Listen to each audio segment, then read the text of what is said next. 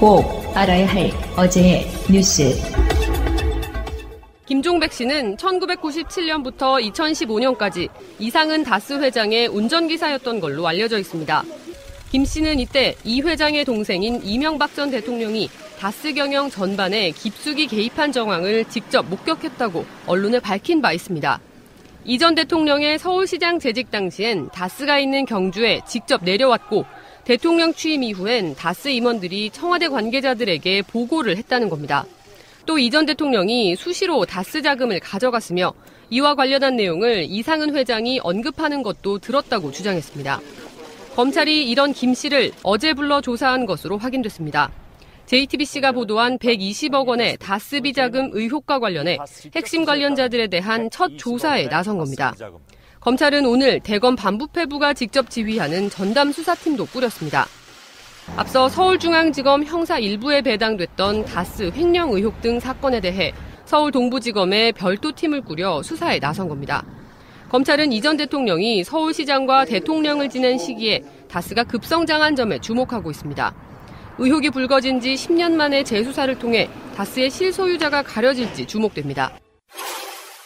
조윤선 전 장관은 지난 2014년부터 2015년까지 청와대 정무수석으로 재직하면서 국정원 특수활동비를 수수한 혐의를 받고 있습니다. 이병기 당시 국정원장으로부터 매달 500만 원씩 모두 4,500만 원을 받은 것으로 조사됐습니다. 추명호 전 국정원 국장이 매달 초 신동철 당시 정무비서관을 만나 잡지에 돈봉투를 끼워 배달한 것으로 파악됐습니다. 조 전 수석은 지난 10일 검찰 조사에서 국정원 돈을 받은 건 인정하지만 관행인 줄 알았다고 주장한 것으로 전해졌습니다. 또 조 전 수석은 정무수석실이 우파단체의 활동을 지원한 이른바 화이트리스트에 개입한 혐의도 받고 있습니다. 박근혜 정부 청와대가 전경련을 통해 보수단체들의 69억여 원을 지원하고 관제 시위를 주문하는 데 관여한 혐의입니다. 앞서 조 전 장관은 블랙리스트 관여 의혹으로 구속됐다가 지난 7월 1심에서 집행유예로 풀려났습니다. 법원은 다음 주 조 전 장관에 대한 영장실질 심사를 진행한 뒤 구속 여부를 결정할 예정입니다. 고 성완종 전 경남기업 회장으로부터 뇌물을 받은 혐의로 재판에 넘겨진 홍준표 자유한국당 대표와 이완구 전 국무총리의 무죄가 확정됐습니다. 고 성 전 회장이 자원외교 관련 수사를 받다 영장심사 하루 전 이른바 성완종 리스트를 남기고 목숨을 끊은 지 2년 반 만입니다. 대법원 3부는 오늘 정치자금법 위반 혐의로 기소된 홍 대표와 이 전 총리에 대해 무죄를 선고한 원심 판결을 확정했습니다. 홍 대표는 2011년 6월 전 경남기업 부사장 윤모 씨로부터 1억 원을 받은 혐의로 불구속 기소됐습니다. 이 전 총리는 2013년 4월 재보궐 선거 당시 성 전 회장에게서 현금 3천만 원이 든 쇼핑백을 받은 혐의로 재판에 넘겨졌습니다. 두 사람 모두 1심에서는 유죄가 인정돼 각각 징역 1년 6개월과 징역 8월에 집행유예 2년을 선고받았습니다. 이후 항소심에선 나란히 무죄가 선고됐습니다. 홍 대표의 경우 금품 전달자로 지목된 윤 씨 진술에 일관성이 없다는 이유에서입니다. 이 전 총리의 경우 성 전 회장의 언론 인터뷰 녹취록에 대해 증거 능력을 인정할 수 없다고 했습니다. 오늘 대법원은 이 같은 항소심 판단을 받아들였습니다. 당초 성완종 리스트엔 8명이 올라 있었지만 형사처벌을 받은 사람은 1명도 없게 됐습니다. 당 장악력도 키우고 대여 공세 수위도 높이고 있지만 홍준표 당을 만든다는 당내 반발도 그만큼 더 커졌습니다. 오늘 최고위원회의에선 당협위원장 심사에서 탈락한 유여해 최고위원이 거칠게 항의했습니다. 뭐 하는 거야 이게? 당 서열 지금 몇인지 알아요? 믿겨요. 해당자는 안 돼요. 왜 손을 치러 왜? 문 열어주시죠. 못 열어요. 문 열어주시죠. 못 열어. 새 당협위원장을 임명할 특위가 홍 대표 사람 일색이라며 회의장을 박차고 나온 최고위원도 있었습니다. 우리 당은 죽었습니다. 이건 완전히 홍준표 사당화하려고는 그런 의도로 드러났기 때문에. 오늘 무죄 확정 판결로 홍 대표가 한숨 돌리긴 했지만 체제 개편에 반발하며 혼란에 거듭하는 당내 상황이 큰 산으로 앞에 놓였습니다. 오늘 홍준표 자유한국당 대표와 이완구 전 총리에 대한 대법원 판결이 있었죠. 근데 둘 다 무죄가 나왔습니다. 좀 실망스럽긴 해요. 솔직히 말씀드리면. 범죄가 단죄되지 않는다는 부분하고요. 한명숙 전 총리에 비했을 때도 대법원의 판결은 상식 이하라고 생각이 들어요. 여러 가지 논점이 있을 수는 있겠지만 그런데 말이에요. 역사에는 항상 반전이 있다라고 보면 홍준표가 자유한국당의 당대표를 맡는 것이 어쩌면 가장 망해가는 가장 지름길이라고 봅니다. 그런 면에서 홍준표 무죄인 것은 역사적 순리로서는 정말 말도 안 되는 이야기지만 반대로는 홍준표가 당대표를 계속 맡음으로써 자유한국당 부류는 소멸해 간다 이렇게 생각이 들고요. 그런 면에서 너무 실망들 하시지 않으셨으면 좋겠다 이런 생각이 듭니다. 홍준표 같은 사람들이 그 당을 끌어갈 때 어떤 확장성도 저는 만들어지지 않는다고 봐요. 그래서 궤변인가 알지만 홍준표가 무죄가 난 것은 전체 우리나라 역사를 위해서는 상당히 도움이 되는 그렇게 해석할 수도 있다는 말씀드리고요. 실망하거나 그렇게 하실 필요는 없어요. 홍준표 씨가 만약에 당대표직을 잃는다고 하면 그 자리에 올라가는 사람이 좋은 사람이 올라가기를 바라는 것은 아니시잖아요. 홍준표보다 좋은 사람이 올라가서 자유한국당이 발전되기를 바라는 건 아니시잖아요.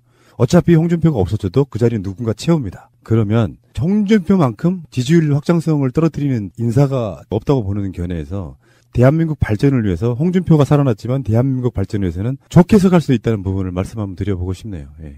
홍준표 무죄 확정인데 당분간 기세 등등할 거를 보는 게 좀 거슬리고 안타깝긴 하지만 어찌됐건 개혁과 적폐청산 계속됩니다. 방송 중간에 좋아요를 눌러주시면 새날팀들에게 큰 힘이 됩니다. 미리 감사합니다. 트위터가 진짜 언론입니다. 자, 강한 듯 따뜻한 남자 기정씨가 정말 좋아요. 박수. 들을 때마다 웃겨요. 이상하게. 현역 같은 전 의원 강기정 의원님 나오셨습니다. 안녕하세요. 네, 어서 오십시오. 네. 감기 걸리셨네요, 보니까. 예, 코감기, 콧물이 주룩주룩 흐르는 코감기입니다. 국가와 민족을 위해서 열심히 일하실 분이 건강도 못 챙기면 어떻게 하시겠습니까? 얼마나 자신을 돌보지 않고 조국과 민족을 위해서. 그렇네요. 아, 그러네. 논리를 만들기 나름이네. 아, 참. 광준하 씨는 어떻습니까? 눈도 좀 날리고요. 네. 쌀쌀했어요, 지금. 네. 그런데 오늘은 많이 풀린 것 같네요. 아, 그렇군요. 네. 네. 자, 6번째 시간이고요. 상추튀김이 있다면서요. 제가 지난번 5번째, 4번째 상추튀김이 없다라고 했더니요. 사라졌다 했더니 청취자가 우리 세가를 잘 들었던 청취자가 이렇게 막 문자를 보내왔어요. 있습니다. 그것도 12군데 있습니다. 그것도 모르시고 방송을 하십니까? 지금 제가 어디에 있습니까? 그랬더니 찾아보세요. 그래서 찾아봤더니요. 양림동 앞에도 있고 아무튼 상무지구에도 있고 1박 2일에 출연했던 그런 상추튀김도 있고 막 그런데요. 잘 된다고. 저도 상추튀김을 안 먹어본 지가 굉장히 오래됐는데 네. 제가 알기에 서울에도 있어요. 뭐 아무튼 네. 상추튀김은 광주의 명물인데 상추튀김이 없을 수 없다. 네. 네. 상추에 튀김을 싸서 양념장과 함께 먹는 바로 굉장히 독특한 음식이고요. 제도로서의 민주주의가 흔들리고 구타는 일은 이제 없습니다. 민주주의가 밥이고 밥이 민주주의가 되어야 합니다. 이야기 나온 김에 순대를 먹는데 보통 우리 순대는 소금 찍어 먹잖아요. 네. 근데 어떤 지역은 순대를 된장 찍어 먹는 것도 있어요. 고추장은 아는데요. 고추장 같은. 실제로 먹어보니 엄청 맛있다는 사람들이. 근데 회 있잖아요. 바닷가 네. 회는 사실은 그 아사비 찍어 먹고 고추장 찍어 먹고 그러는데 된장에다 회를 먹으면 진짜 맛있어요. 그 된장에다가요? 네. 마늘 좀 다져놓고 네. 다음에 참기름 한 방울 떨어뜨려서 이렇게 만든 그런. 마늘은 다진 것보다 통마늘 또는 반틈으로 자른 마늘이 더 맛있죠. 칼로 자르기보다 마늘은 툭 입으로 깨먹은 반틈짜리 마늘. 네. 자, 오늘 그러면 의원님과 함께 정치 이슈 이런 거 말고 네. 회를 어떻게 먹으면 맛있나? 회는 좀 두껍게 썰어야 되고요. 네. 상추보다 깻잎을 뒷면으로 해서 듬뿍 싸야지 맛있습니다. 회는. 저는 회가 얇게 썰어야 맛있던데요. 그래요. 원래 회는 씹히는 맛이 있어야 된다 그래서 비싸서 얇게 썬 거지 듬뿍듬뿍 썬 거이 맛있습니다. 그럼 고향에는 주로 어떤 회? 아까 전에 말은 안 하고 말고. 우리는 이제 돔이 우리 금산 바닷가에는 많이 나오기 때문에요. 낚시 좋아하시는 분들이 많이 옵니다. 돔 낚시가 많고요. 우리 쪽은 아무튼 돔 낚시입니다. 그래서 부산 이런 데서는 많이 와요, 낚시꾼들이. 혹시 직접 회 칠 줄 아세요? 저는 그거 안 돼요. 회 친다 그러고 뜬다 그런데요. 네.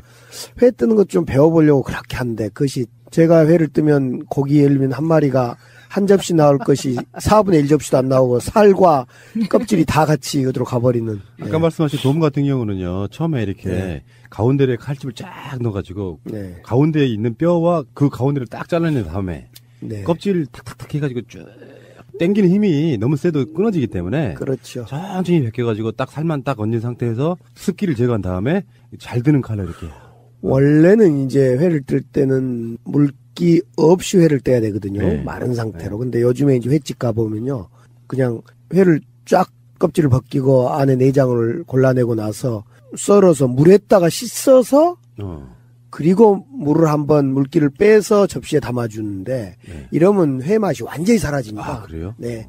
회를 뜰 때는 절대 물기가 다가가서는 안 됩니다. 그러니까 고기를 깨끗이 손질하고 나서 그 물기가 전혀 없는 마른 상태에서 회를 완성을 시켜야 됩니다.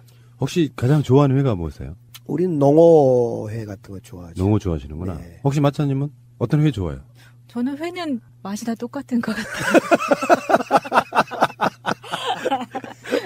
실제로 서민들이 먹기 가장 만만한 거는 광어, 놀래미 이런 정도가 제일 만만하지 않아요? 그렇죠. 예, 광어를 제일 광어도 근데 자연산은 비싸요. 예, 보통 우리가 먹는 건 다 양식산이니까 한 접시에 한 3만 원꼴로 이렇게 먹지 실제로 자연산은 한 10만 원씩 한 접시에 먹습니다. 혹시 노량진 수산시장 가보셨죠? 많이 가죠. 노량진 수산시장 안에 어물 코너에 제 대학 후배가 고흥수산 아니에요 혹시? 고흥수산 아니고요. 갑자기 이름이 생각이 안 났네. 거기 가서 이제 거기서 회를 골라다가 그 옆에 장소에서 돈 약간 주면서 거기서 먹지 않습니까? 많이 먹죠.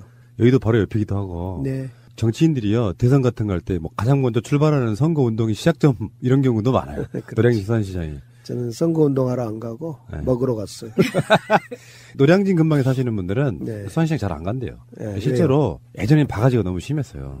명소라고 가는데 사실 동네 횟집에 가면은 흔히 말하는 스키다시네 뭐 이런 것들도 맛 잘 주고 이렇게 오히려 싸게 주는데 관광 명소가 되다 보니까 실제로 주는 것도 별로 없는데 오히려 비싸게 받는다고. 예, 노량진 같은 데 가면 이제 골라 먹을 수 있기 때문에 직접 게도 한 마리 이렇게 골라 삶고 또 뭐 자기가 좋아하는 그 어종을 골라서 삶아서 먹기 때문에 회를 떠서 먹기 때문에 그런 장점들이 있는 것 같아요. 어쨌건 노량진 수산시장까지 오늘 회 이야기만 계속했으면 맛있겠네요. 자, 혹시 초밥은 좋아하십니까? 별로 초밥은 아닙니다. 안 넘어가시네. 아이, 지난주 사인할 이야기 하면서 게시판에 댓글이 하나 올라온 게 있어서 하나 읽어드릴게요.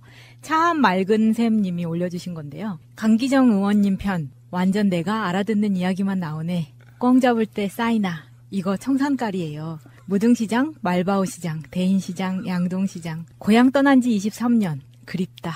아, 진짜로. 이거는 정말 그쪽 분들의 정서 같은 거잖아요. 그렇죠. 우리 세대, 그러니까 우리 윗세대 많이 아는 말들이죠. 싸이나 꽁 잡는데. 예.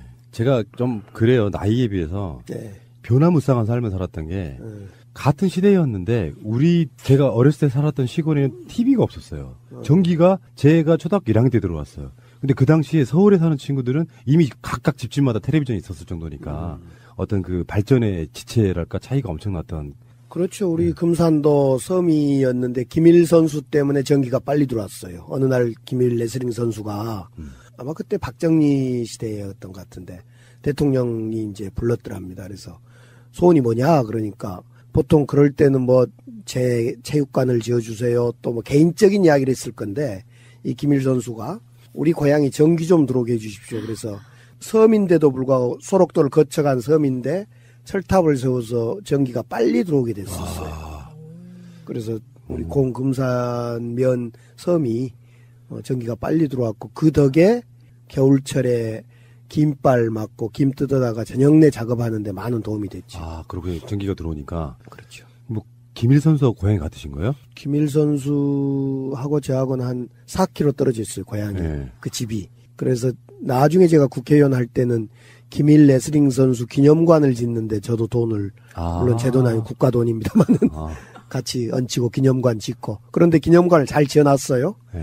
그때 볼라빈이었던가 태풍이 와서 아마 좀 부실 시공을 했는가. 태풍이 불어서 홀라당 지붕이 날아가 버렸어요. 그래가지고 아이고. 다시 정부 지원 받아서 짓기도 하고. 지금 공금산의 명물 중에 하나가 돼 있죠. 레슬링 김일 선수 기념관. 네. 프로레슬링 동양 KB급 챔피언인 우리나라의 김일 선수는 세계 챔피언인 미국의 마크 루인 선수에게 도전했습니다. 마크 루인은 그의 특기인 슬리퍼 홀트로 김일 선수의 얼굴과 몸을 조여 먼저 1승을 차지했으나 김일 선수는 이에 못지않게 도전하고 있습니다. 박치기로 유명한 김 선수는 드디어 앞니마루 루인을 공격, 결승포를 빼앗아 2대1로 세계 타이틀을 차지했습니다. 김일 선수 하면 또 저희 어렸을 때 완전 우상이었잖아요. 김일 선수가 레슬링 하는 날 동네에 TV가 한 대밖에 없는 집에 다 몰려가가지고 정말 지금 생각해보면 정말 조그만 TV예요. 지금 녹음실에 있는 저런 정도 TV는 거의 뭐 초대형이지. 예. 뭐 한 12인치 정도 되는 그 텔레비전을 놓고 A4 한 장 크기죠. 예. 놓고 김일 선수가 막 박치기하고 막 이럴 때 환호하던 그 생각이 나고요. 김일 선수는 정말 대단한 사람이었고 오죽했으면 시골에 그 레슬링 경기장처럼 링을 만들어 놓고요. 박치기 흉내내고 낙법하고 난리도 아니었어요. 저희 동네도 큰 동네가 아닌데 베트남에 다녀온 동네 형님이 베트남에서 하나 TV를 가져왔어요. 그 A4 용지 하나 정도 크기인데 그 온 동네 사람들이 모이죠. 뭐 레슬링 할 때도 당연히 모이고 참 그때는 그렇죠. TV 하나가 대단한 힘이었죠. 겨울에 고구마 좀 이렇게 쪄오고 다 둘러 앉아서 홍시 뭐 이런 거. 네. 야, 그립습니다. 그런 시절로 돌아갈 수 있을까요? 근데 뭐 사생활이 없었던 것 같아요. TV 있는 집 주인들은 자야 되는데 끝내 재밌는 거 본다고 앉아서 수사반장이니 뭐. 다 알아들으시죠, 여러분? 재밌는 얘기였고요. 이런 얘기만 하고 싶은데 또 이런 얘기만 하면 또 댓글 달려요. 야, 정치 이야기 빨리 안 할래. 잠시 후에 돌아오겠습니다. 자, 제천에서 스포츠센터에서 화재가 발생했는데 29명이 사망하고요. 29명이 부상당하는 사태예요. 그러니까 대형 인명사고가 난 겁니다. 이런 사고는 당연히 나면 안 돼요. 어떤 기사들은 뭐 이제 소방관들이 출동을 뭐 늦게 했다, 골든타임 놓쳤다 등등등 이야기하고 있는데 이 부분은 또 소방관 119에 또 다른 어떤 어려움도 있을 거라고 생각이 들어서 개선해 나가면 되는 부분이에요. 일부러 늦장 출동하는 경우는 없습니다. 그 건물 구조가 타고 올라가기도 힘들었고 그런 건데 이제 전 두 가지만 하나 여쭤보고 싶습니다. 의원님한테. 일단 지금 그 화재가 이렇게 대형 화재로 참사로 번진 여러 가지 원인이 있어요. 그 건물의 특별한 구조도 있고. 그 서울시청 신청사 같은 데 보면 베란다 없잖아요. 유리로만 쫙 돼 있잖아요. 화재가 났을 때 정말 대피할 공간이 없는 거거든요. 외관만 중요시하다 보니까. 그런데 이 중에 가장 문제로 지적되고 있는 게 드라이비트라는 거예요. 드라이비트. 그 드라이비트라는 게 빨리 마른다 이런 의미인데 벽에다가 스티로폼을 두껍게 붙여가지고 방안 이런 효과를 주고 거기다가 콘크리트 같은 걸 또 바른답니다. 겉에서 보기엔 콘크리트 같지만 눌러보면 약간 폭신폭신한 그런 구조로. 그런 구조로 이렇게 많이 꾸민대요. 그게 이제 여름에 더위나 겨울에 추위에 굉장히 좋은 효과가 있는데 불이 나면 치명적일 수 있는 거. 불 잘 붙기도 하지만 유독가스가 엄청 발생하거든요.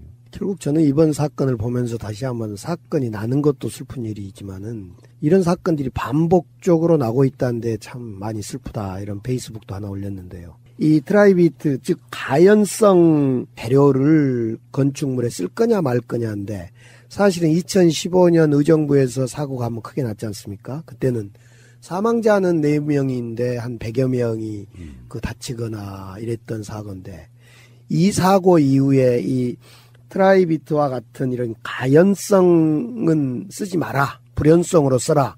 이렇게 이제 정책이 바뀌었는데 이 지금 조사를 해봐야겠지만 이 청주가 아니라 제천 이 경우에 어떻게 해서 이 건물이 쓰게 됐는지 이거 이해가 잘 안 돼요. 증축했다는 이야기도 있는데 어떻든 그래서 지금 드라이비트라는 이 가연성 제품을 쓴 이유가 이제 결국은 공사 기간도 단축되고 또 싸면서 단열 효과가 있으니까 쓰는 건데 결국 돈을 절감하겠다는 그 이유 때문에 그렇죠. 이제 이 제품을 쓰게 됐는데 정말 안타까워요 계속. 제가요 이 녹음실 만들 때 벽에 붙인 요 방음제 있잖아요. 네.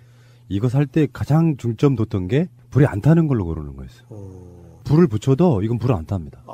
이게 방음제입니까? 지금 그러니까 우리가 직접 붙였어요. 누가 공사해 준 게 아니고 가장 걱정했던 것 중에 하나가 화재 같은 게 나면 불이 붙지 말아야 된다. 그런 걸 했기 때문에. 그러니까 저희들 노래방 같은 데 가보면 저도 이제 노래방은 지하로 한참 내려가서 뭐 2층도 있습니다만 내려가서 또 안으로 들어가서 밀폐된 어떤 공간인데 만약 때로는 거기에 막 석유 난로도 틀고 그러던데 어떨 때 보면 정말 그런 데서 입구에서 불이 나게 되면 아마 순식간에 그 유독가스 아닙니까 이것이. 네. 예. 불이 나면은 불에 타서 죽는 경우보다 실제로 지식해 죽는 경우가 가장 많습니다. 그렇죠. 어제 같은 경우는 목욕탕이었기 때문에 불에 직접 뭐 사망이 아니었죠. 가스였죠. 유독가스. 예. 그리고 하나 더가 이제 드라이비트 말고 이번 포항 지진 때도 설왕설래가 됐던 것 중에 하나가 필로티 주차장이라고 그래서 저희 집도 지금 빌라 형태의 집인데 1층이 주차장으로 돼 있고 기둥만 세워져 있는 이 상태거든요. 근데 이제 1층 같은 경우는 기둥만 세워져 있기 때문에 벽이 없지 않습니까? 그리고 주로 이제 그런 건물들이 그 1층에는 재활용 쓰레기 같은 거 이렇게 모으는 그런 장소로도 많이 쓰고요. 근데 이게 1층에서 차가 불이 난다든지 해서 불이 나면 이게 삽시간에 다른 쪽으로 옮겨붙기에 굉장히 좋은 구조라는 부분도 있다 그러더라고요. 지금 원룸 구조가 대부분 이 필로티 주차장 방식의 집 구조인데요. 문제는 어떻든 지금 이제 안전의 문제인데 우리가 대한민국이 세월호 이후에 안전을 가장 중시하고 있고 우리 문재인 대통령 또 우리 민주당 정부에서도 안전을 최우선, 국민 안전을 최우선으로 두고 있는데 최근에 이제 낚싯배 사건도 있었고 또 어제 그런 참사도 있어서 안전 불감증에 대해서 우리 국민들이 한번 생각해야 되겠다 이런 생각도 좀 들어요. 사실 이것은 특정 건축물, 소방관, 구조대 뭐 이런 문제만이 아니라 정말 구조를 하기 위해서 차가 들어가려고 하는데 주차되어 있는 구조 도로를 막고 있는 그 시민의식도 저는 한몫했다고 생각합니다. 맞습니다. 그래서 총체적으로 우리가 물질 돈 중심의 사회에서 안전과 생명 존중의 사회로 전환해야 되는데 이것이 뭐 대통령 혼자 할 수 있는 일이 아니고 전 국민이 함께 동참해 줘야 된다고 생각하는데 참 슬퍼요. 그런 걸 보면. 이제는 앞으로는 건물을 지을 때 가장 중요하게 볼 게 외관도 아니고요. 이번에 그 건물 원래 모습 보니까 소방차 사다리 받치기 힘들게 만들어져 있어요. 베란다 구조 같은 게 하나도 없어요. 아파트 같은 데 불나면 그렇게 아니잖아요. 이게 통으로 유리로 돼 있는 그런 분위기고 이게 또 직각으로 돼 있는 것도 아니고 어떤 경우는 막 외관을 위해서 비스듬하게 돼 있고 그래서 상당히 곤란한 구조로 돼 있는 부분도 있고 아까 말씀하신 주차 문제라든지 이런 부분도 있고 이런 것들이 총체적으로 다 결국엔 사람의 인명이 이게 참 그런 부분이 있어요. 사고가 날 확률이 0.1%라도 사고가 났을 때를 대비한 설계와 구조와 등등의 어떤 것들이 만들어져 있어야 불시에 사고가 나면 빨리 대처할 수 있는데 불 안 날 거라는 걸 전제로 건물을 만들고 그렇게 하는 게 아닌가 싶은 생각이 들거든요. 그러니까 결국은 이 시민의식, 민주주의 의식은 제도와 연결되고 제도로 구체화돼야 되는데 제가 이제 독일에 잠시 머물면서 느꼈던 것 중에 하나가 그런 겁니다. 우리 시내버스는 물론 이제 시간 내고제를 통해서 정류장에서 버스 오는 시간, 열차 오는 시간을 확인할 수 있습니다만은 이제 저는 광주에 살기 때문에 그런데 버스가 막 달려요. 그러니까 운전기사는 바빠요. 막 문 열고 막 승객 앉기도 전에 달려야 되고. 근데 독일의 경우는 빨리 달려봤자 다음 정류장에서 출발하는 시간이 정해져 있기 때문에 달릴 이유가 없는 거죠. 그래서 이제 제도로 안정된, 제도로 정착된 민주주의, 생활민주주의. 결국 제도로 가야 되는데, 우리도 이제 앞서 말씀드렸듯이 가연성 재료를 쓰지 않아야 된다, 2015년 이후에. 그렇게 하긴 했는데, 어떻든 편법으로 쓰이거나, 이것이 또, 쓰다가, 걸렸을 때 별로 처벌도 약하고, 그냥 벌금, 주의 경고 맞고 벌금 약간 내고 그냥 말아버리고. 그래, 이거 근본적으로 좀 시스템화되고 잘 좀 정비돼야 될 것 같아요. 최근에 대형 크레인 사고 많이 나잖아요. 네. 그 원리로 들어가 봤더니 범인이 이명박이었어요. 네. 돈 버는 목적으로 안전성은 무시하고 무슨 허가라든지 이런 것들을 너무 쉽게 내주는 방식. 그런 것들이 지금 사실은 만연해 있는 거예요. 이명박 당선부터가 우리 국민들이 그런 의식이 반영돼 있던 거고요. 돈 잘 벌고 잘 살아야 된다는. 그러다 보니까 그 안정성에 심각한 것들이 물론 다 이명박 책임은 아니겠죠. 그렇지만 전반적으로 그런 것이 상징으로 나타난 인물이 이명박이라고 보면 실제 정말 적폐청산 중에 중요한 요소가 아닌가 이런 생각이 들어요. 저는 그런 생각도 해봤어요.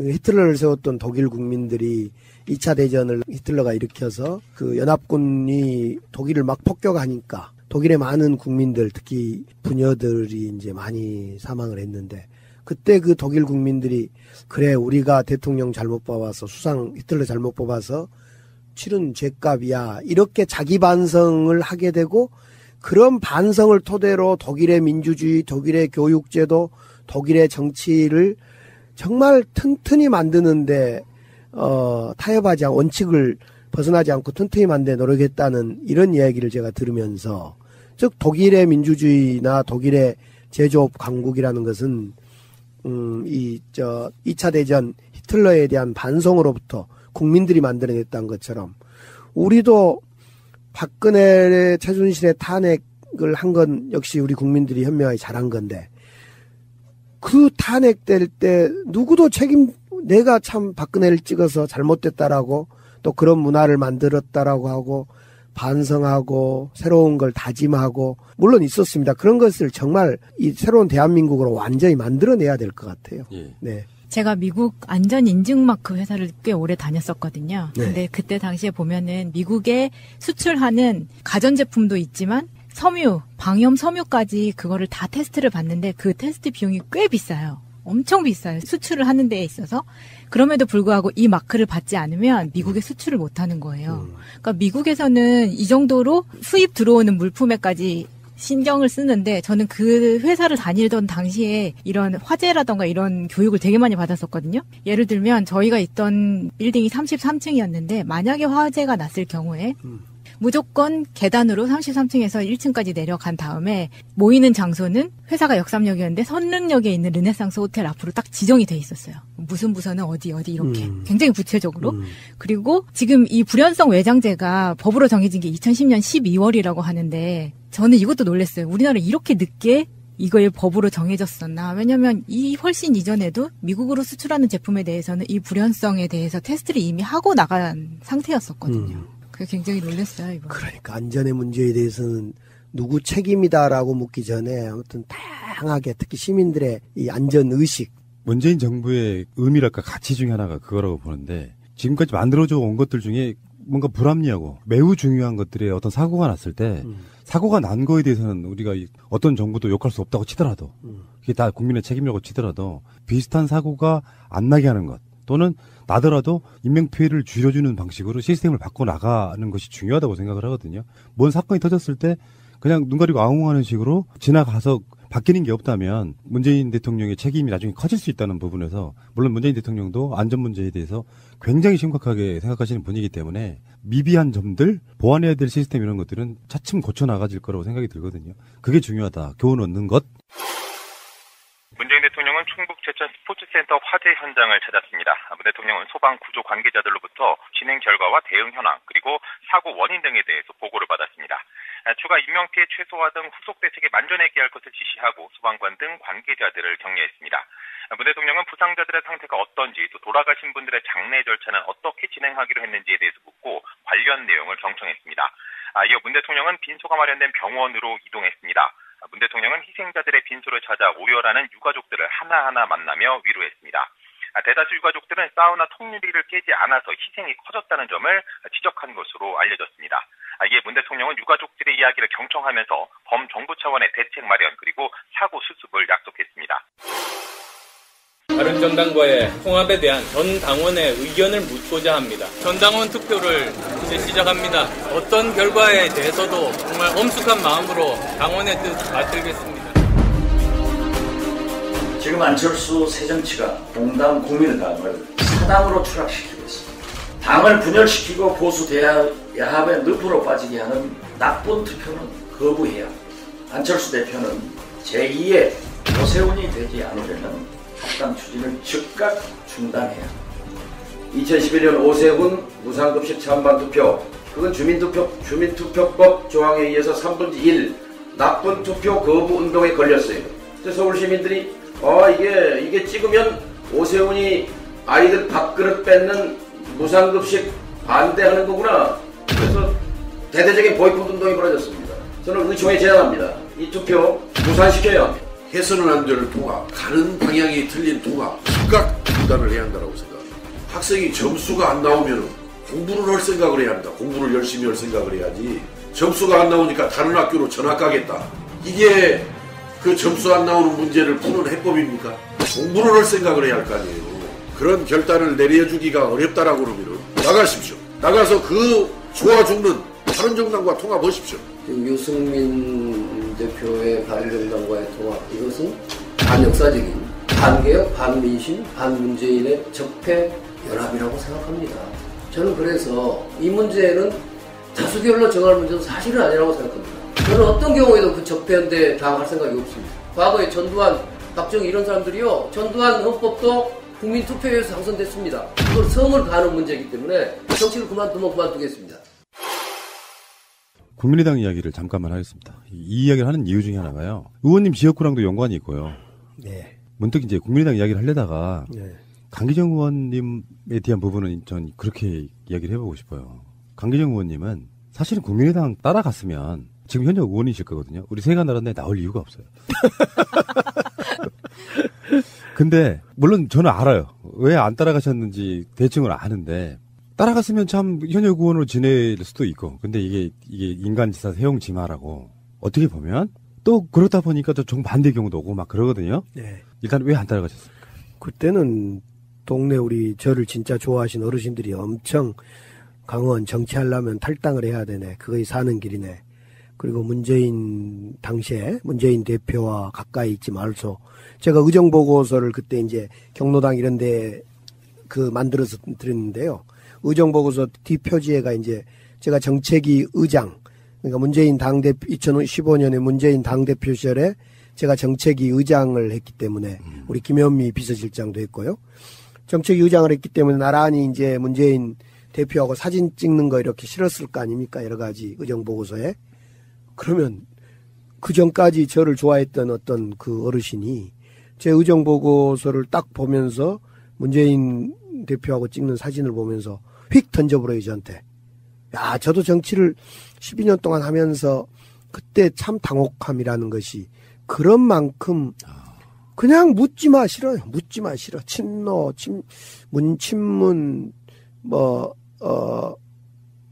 당시에 문재인 대표 무조건 싫다고 하니까 설명이 안 되는 거죠. 그런데 저는 제가 민주당으로 공천을 받아서 국회의원을 당시 하고 있었고, 만약 다음 선거에 설령 나가서 심판을 받더라도 나를 당선시켜준 그 당에서 심판을 받아야 된다. 되고 안 되고는 둘째 문제고. 이런 생각이, 저는 당 중심의 생각이 상당히 강했어요. 그때 지도부가 문재인 대표, 이종걸 원내대표, 그리고 네. 최재성 총무본부장. 최재성 총무본부장. 네. 지금 사무총장이고. 네. 다음에 강기정 정책위 의장. 네. 또 누가 계셨을까요? 지도부가? 김현미 비서실장. 네. 최고위원들 빼고 말씀드리는 거예요. 김현미 비서실장이고, 지금 이제 홍종학 지금 장관이 정책위 수석 부위원장이고, 우리 홍종학 장관이 당시에 저랑 함께 지금 문재이노믹스 소득주도 성장론을 만들었던 그런 과정에 있었습니다. 그러니까 친문이라는 어떤 이미지라 이런 걸 떠나서 도의적으로 그건 말이 안 되는 거다고 생각했는데 네. 사실은 국민의당의 호남권 의원들은 다 친한 분들이셨잖아요. 그렇죠. 다 10여 년 같이 정치를 했던 사람들이고 그러기 때문에 다들 형님 동생하고 살았던 사이였죠. 그렇다면 지금 국민의당의 내홍이라고 하는 것이 극점으로 가는 그런 느낌이에요. 안철수는 호남 중진들 거취 결정에 다른 말로 나가 이렇게까지 얘기가 나오고 있고 지금 당무위원회에서는 전당원 투표를 붙이겠다. 그 합당에 대해서 이렇게 이야기가 나오고 있는 거고 극심한 반대고 국민의당 당원 당규에 전당원 투표는 33.3%가 넘지 않으면 통과 자체가 안 된다, 성립이 안 된다는 이야기도 있고요. 그런데 의원님이 봤을 때 분당 가능성이 높아요, 안 높아요? 일단은 현재로. 일단은 그에 대한 답변 전에 요즘 제가 어제도 누가 그런 이야기를 하시던데 추미애 당대표는 참 좋겠다. 왜요? 맨날 그동안 우리가 10여 년 동안 우리 민주당에 나가라, 쪼개라, 물러나라 이걸 입에 달고 있었던 사람들이 지금 국민의당에 다 가 있으니 좋겠다. 당대표 하기 참 편하겠다. 이런 이야기를 하시더라고요. 그러니까 DNA를 가지고 있는 것 같아요. 그렇게 맨날 물러가라. 그냥 그런 DNA가 있는 분들이 지금 밖에서 여전히 싸우고 있는데 결론적으로는요. 국민의당은 반드시 쪼개질 것 같아요. 이를테면은 사고랑 비교한 건 좀 그렇지만 사실 애견된 참사에 가깝잖아요. 네. 성분이 다른 사람들이 그렇죠. 정치적 목적으로 이합 집산해가지고 자기들이 잘 나갈 땐 좋았는데 아래 바닥에 머무르게 되니 본성들이 다 드러나는 게 아닌가 싶어요. 그래서 저기는 이제 사실은 통합을 향해서 가지만은 사실은 쪼개는 쪽으로 달려가고 있는 것 같아요. 단 하나 이 쪼개질 건지 안 쪼개질 건지를 그 안 쪼개질 유일한 길은 33.3%를 넘지 못할 때. 근데 과거에 국민의당이 전당원 투표를 2번을 해봤는데 한 번은 17%, 한 번은 뭐 24% 이래가지고 33.3%를 못 넘었다 그러네요. 그런 걸로 보면 통합론을 추진한 안철수 쪽은 대표 쪽은 33.3%를 넘기기 위해서 차떼기를 할 거고 저지하고자 하는 사람들은 이걸 저지하기 위해서 차벽을 설치할 것이고 물론 이것이 온라인 투표고 ARS 투표이기 때문에 차벽이라든가 차떼기가 불가능합니다만 어떻든 상징적으로 차떼기와 차벽 설치에 총력 동원해서 33.3이라는 걸 넘기거나 저지하거나 이런 31일까지죠. 29일, 30일까지 싸움을 하지 않을까 싶어요. 한 20여 년 전에 정당들 역사에 강목 등장하고 이러는 경우가 많았잖아요. 그런 구태가 지연될 가능성은 정말 높아 보이고. 근데 문제는 이제 호남권이든 뭐 당내에서 안철수 대표를 비토하는 사람들 입장에선 결국 만약에 분당을 했을 경우에 원내 교섭단체가 되냐 안 되냐가 굉장히 중요한 어떤 기준 중에 하나겠죠. 네. 그러니까 이제 지금은 홍준표 대 유여의 막말 그 진흙탕 싸움하고 안철수와 반안철수의 이 당권 투쟁 이걸 지켜보면서 국민들은 정말 상대적으로 우리 민주당이 왜 저렇게 조용하지? 민주당은 당내 민주주의가 없나? 왜 안 싸우지? 여당의 위험.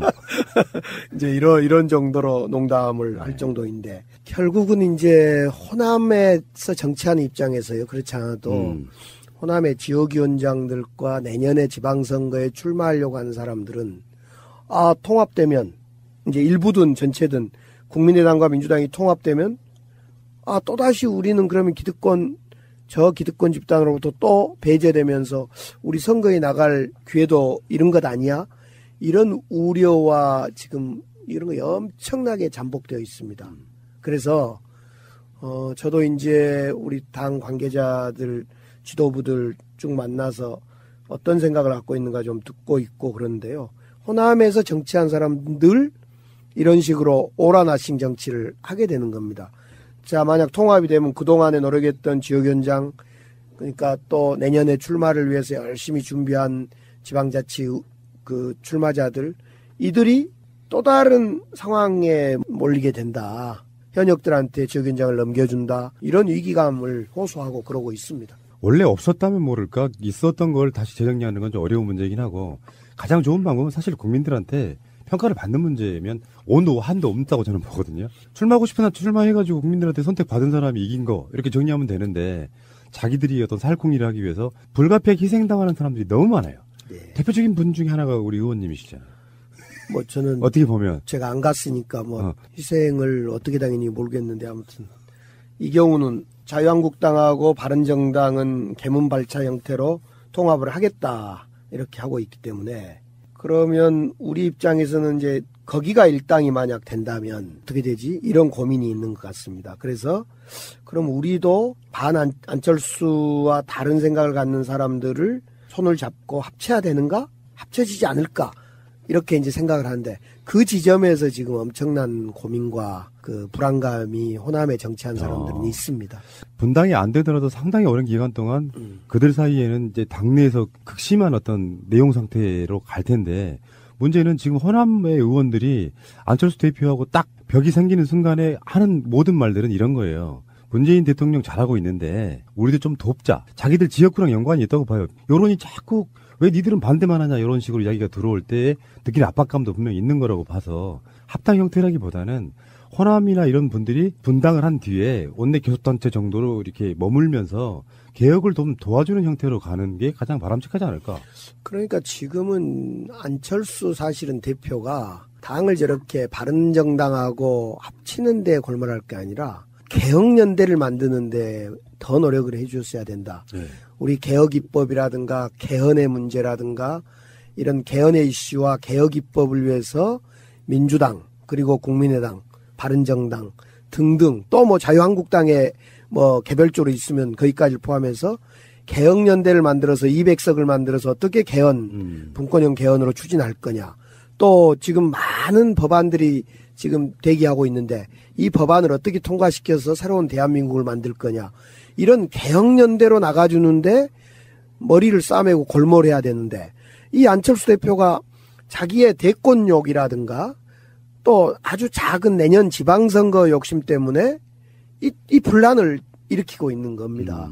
지금 사실은 만약 안철수 대표가 중심을 딱 잡고 민주당과 함께 또 바른당의 일부 합리적인 사람들과 함께 개혁연대를 만들고 개헌을 추진하는 프로세스로 막 달려가게 되면 자유한국당 저 홍준표와 윤여의 그 싸움의 결과가 우리한테로 그대로 민심이 됐든 국회 내의 어떤 의석이 됐든 올 가능성이 많았는데 이 지금 안철수 우리 대표가 참 어리석은 행위를 한 거죠, 지금. 지지율이 왜 중요한지를 제가 요즘에 많이 생각해요. 네. 문재인 대통령의 지지율이 70%, 80% 이렇게 막 고공행진을 지금도 하고 있잖아요. 그러면 뭐냐면 그게 국민 눈높이라는 거거든요. 문재인 잘한다도 있을 거고 잘해라도 있을 거예요.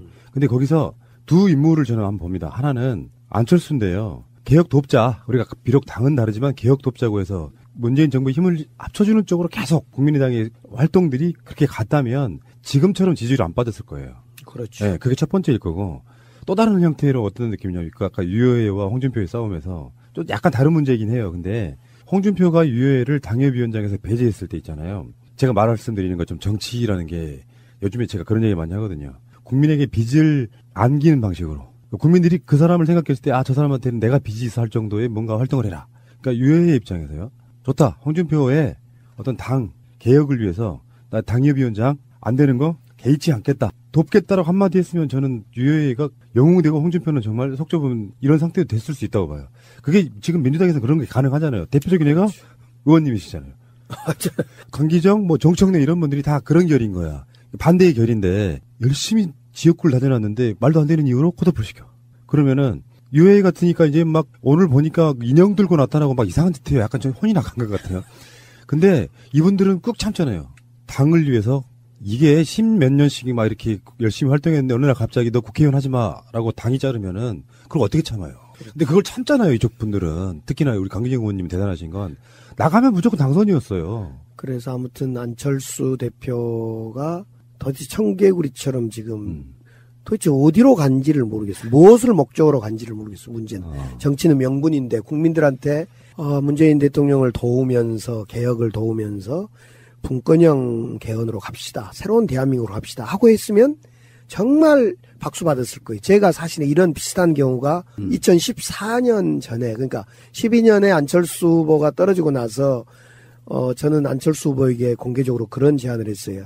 우리 안철수 후보가 당을 만들어서 지방선거에 나갈 게 아니라 지방선거에 대응하지 말고 안철수 후보가 대한민국의 정치개혁, 특히 선거법, 이 불합리한 선거법 개혁이라든가 개헌의 문제 또는 선거법 개혁 전국 추진본부, 투쟁본부 이런 걸 만들어서 전국을 돌면서 캠페인을 했다면 안철수 후보는 영웅이 됐을 거예요. 그런데 안철수는 당시에 그런 국민적 요구인 선거법이나 이 정치개혁이나 개헌의 문제를 뒤로 하고 바로 당을 만들어서 그 지방선거 대응을 했단 말입니다. 그 지방선거 대응하다 안 되니까 김한길 대표하고 3월 1일 날 합당을 하게 되는 과정을 겪으면서 안철수 후보는 또 한 번 망가지게 됐는데 어떻든 지금도 안철수 후보가 너무 정치를 애처럼 해가지고 이 국민들한테 명분을 얻지를 못하고 있어요. 그래서 이제 본인만 못 느끼는 세상 사람 다 알고 있는 이야기. 네. 그러면서 그걸 모르니까 소멸해가는 과정 일처럼 보이고 뭐 여러 가지 정치적인 분석이 나오고 있습니다만 역사의 반전 같은 건 이런 거예요. 그래서 인내의 시간을 보낸 결과 민심은 다시 돌아오더라. 뭐 이런 거고. 뭐 그것도 있고 역시. 저는 늘 잘 쓰는 말로 역시 백마 타고 온 지도자는 없다. 갑자기 짠 나타난 지도자 없다. 고건이 그랬고 반기문이 그랬고 안철수가 그랬고 결국은 당에서 준비하고 커온 사람들만이 지도자가 될 수 있다는 걸 다시 한번 보고 있는 순간인 것 같습니다. 제가 새가 날아든다에서 지금 고정 출연하시는 정치인분들 보면은 열심히 뛰시고도 뭔가 불이익을 받고 이런 분들이 나오셔가지고 우리 국민들과 호흡을 같이 하고 있거든요. 억울한 분들 알아주는 누군가는 있어야 될 거 아니에요.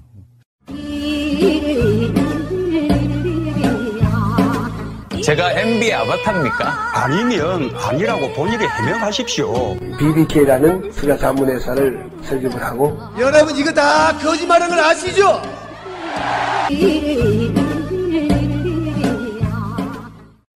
자, 최근에 강기정 의원님 지역구랑도 연관이 있는데 망월동묘요? 네. 5.18 이물리안 행진곡 재창 못하게 했던 바로 박승춘이고요. 박승춘은 박근혜 정권 때도 요소에서 바로 했다 그럴까요? 그리고 이명박 정권을 거치면서 최장수 국가기관장이기도 했고요. 근데 제가 알고 보니까 최근에 이제 국가보훈처가 내부 감사 결과를 발표했는데 박승춘 전 처장에 대해서 수사 의뢰를 한 것까지 왔거든요. 근데 그 원리를 쭉 따라가 보니까 강기정 의원님하고 연관이더라고요. 이미 2013년에 박승춘의 그 대선 개입 증거 발견했다는 부분에서 추적 조사 같은 걸 열심히 하셨더라고요. 그 당시에도 그런 게 많이 발견됐었습니까? 그렇습니다. 2012년 말 13년 거쳐오면서 대선 이후에 크게 이제 사이버 사령부에서 그러니까 군대에서 댓글 사건이 하나가 있었고요.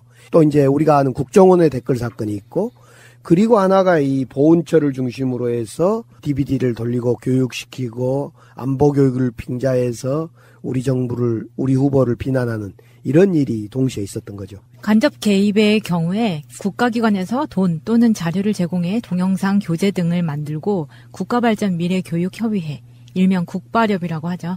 자유총연맹, 나라사랑운동본부, 재향군인회, 성호회 등의 보수단체를 동원해서 관련 동영상과 교재로 예비군, 초중등학교, 일반 시민 등을 대상으로 교육을 실시한 건입니다. 이 국바렵은 초대 회장이 박승춘 전 처장으로 박승춘 처장이 만든 단체로 알려졌지만 최근 국정원 적폐청산 TF에서 밝힌 바에 따르면 원세훈 전 국정원장의 지시로 2000년 1월 국바렵을 설립을 했고 청산시까지 자체 예산 63억 원을 투입해 임대료, 상근 직원 인건비, 강사료 등 거의 모든 재반 경비를 지원한 국정원 외곽 단체로 확인됐습니다. 결국은 국정원이긴 한데 불법 선거의 두 축 중에 어쩌면 또 다른 한 축의 핵심이 박승춘이었다고 보시면 돼요. 그렇습니다. 국바렵인데요. 이제 앞서 말씀드렸듯이 국바렵을 만든 사람도 국정원이고 돈 된 사람도 국정원이고, 그래서 이 국바렵이라는 이상한 단체, 사이비 단체를 하나를 만들어 놓고 거기에서 DVD도 만듭니다. DVD는 주로 우리 김대중 정부의 핵볕 정책, 우리 문재인 후보를 비난하고 민주주의를 지키려고 한 사람을 좌경, 빨갱이로 몰아가는 이런 일들을, 강연을, 예비군 강연, 예비군 훈련장에서 강연, 테이블 만들어서 돌리고 여러 가지 교수들을 동원해서 특강을 하면서 초, 중, 고, 일반인, 예비군들 수도 없이 했던 이런 일을 저지른 겁니다. 이건 사실은 선거법 위반이고 박승춘 보훈처장을 중심으로 하여 큰 범죄 행위를 저질렀는데, 그래서 2013년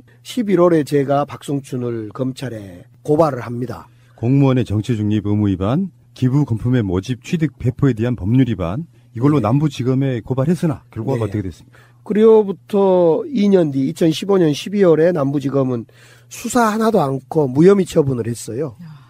그래서 제가 최근에 이 박승춘 보훈처장을 수사 의뢰했다고, 보훈처에서 수사 의뢰했다는 소식을 듣고 지난주에요. 지난 검찰이 못한 수사를 지금의 검찰은 꼭 해달라. 자칫 이 검찰들은요, 같은 한 통속이어서 검찰이 대한민국을 이끈다라는 이상한 논리가 있어서 지난 검찰이나 지금의 검찰이나 때로는 그 구별이 안 될 정도예요. 그래서 제가 지난 검찰에서 못한 일을 지금의 검찰에서는 꼭 해다오, 이렇게 페이스북에 올렸던 그런 일도 있습니다만, 결국 2011년에 박승춘이 보훈처장이 되고 나서 2016년까지 이명박과 박근혜를, 얼마나 재밌는 일이 있었냐면요. 2012년에 이제 박근혜 대통령이 안 됩니까? 예. 취임식을 하고 제가 정무위원회에서 활동하고 있어서 보훈처가 이제 우리 피감기관이라고 볼 수 있죠. 네, 그렇죠. 그런데 어느 날 박승춘, 이제 MB 정부 내내 박승춘하고 이 이물리안 행진곡을 재창하냐 마냐, 또 이 보훈처 문제 이런 것 때문에 엄청나게 이제 제가 지적을 하고 싸우고 그랬던 관계였죠. 그런데 이제 정권이 바뀌어서 저는 이제 박승춘 이제 물러나겠구나. 그래 복도에서 이렇게 오길래 제가 반갑게 맞이했죠. 처장님 인제서야 물러날 그 준비하시고 오십니까? 인사하러 오십니까? 그리고 상임위에 앉았길래 제가 받은 선물, 그때 누가 동료원이 준 선물이 있었어요. 부채인데, 부채를 제가 주면서 잘 받으시고, 지금까지 했던 거 반성하시고 잘 떠나십시오. 그랬더니, 그 장면이, 그때 사진 다 찍혔어요. 이거 참 마음이 여리신 분. 그래서 떠난 줄 알았더니, 그로부터 4년 내내 보훈처장을 한 거예요. 사실, 웬만한 자리는 대부분 정권 바뀌면 다 바뀌잖아요. 그렇죠. 몇 개월 시간이 걸리긴 하지만. 네. 근데 안 바뀌었어요. 안 바뀌는 건 이유가 있을 거 아니에요. 국정원 말을 그렇게 잘 듣고 국정원의 미션을 수행을 잘한 거죠. 네. 그러니까 정권을 바꿔가면서 대통령이 바뀌었는데 장관도 작은 장관, 처장이 안 바꿨던 게 말이 안 되는 거죠. 최장기 국가기관장이었는데 7년 정도? 2011년부터 16년까지니까 횟수로는 7년이죠. 안 바뀐 이유가 단순하게 아까 말씀하신 거에 국정원의 말을 잘 들으니까도 있겠지만 뭔가 아까 이 범죄성으로만 보면 굉장히 많은 부분에서 그 사람은 떠나면 안 되는 이유가 있었던 것 같은 생각이 좀 들어요. 범죄 행위를 알고 있기 때문에 그의 무기가 된 거죠. 지금 아마 MB도 박근혜 그렇게 그 무기를 가지고 있기 때문에 MB를 조사를 못했다 이런 거하고 똑같은 거죠.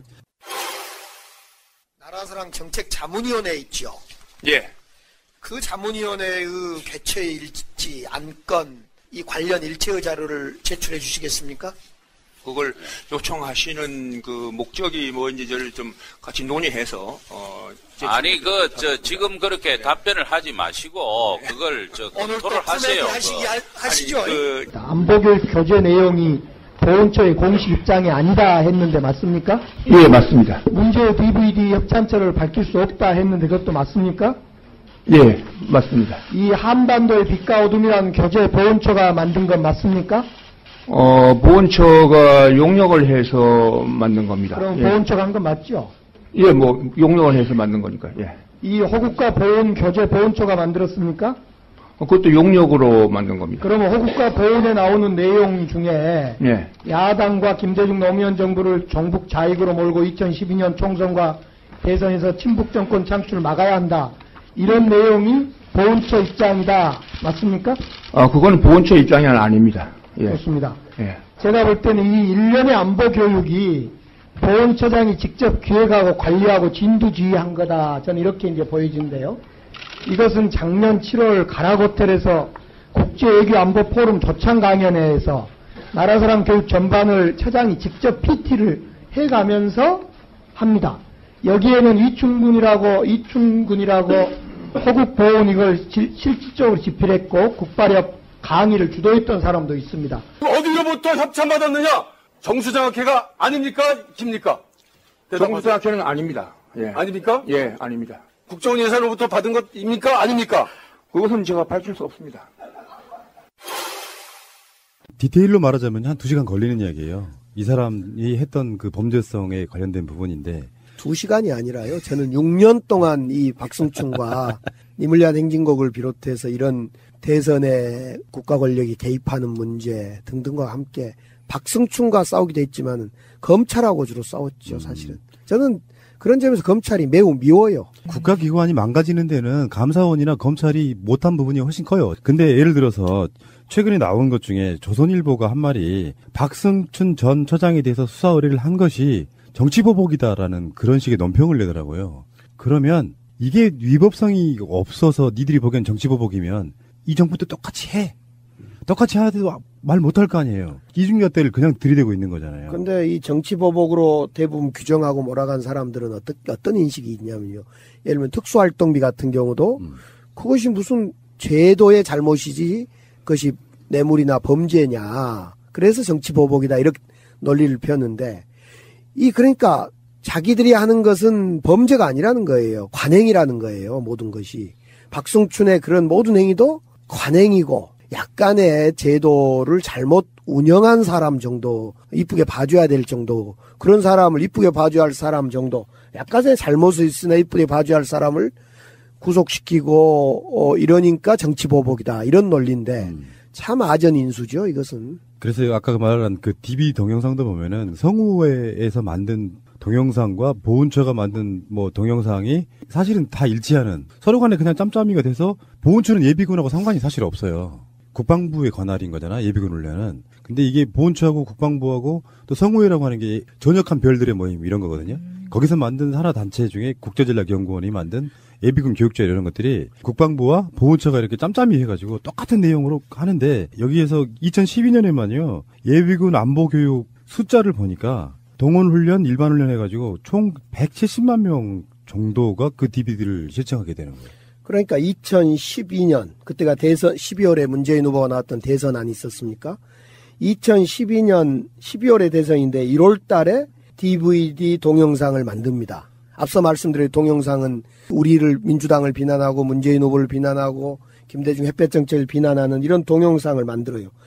제가 이 국정감사에서 돈이 어디서 나서 만들었고 누가 만들었냐 그러니까 돈은 어디서 난지 모르겠고 누가 만든지도 모르고 단지 DVD 만들어진 걸 협찬받았다.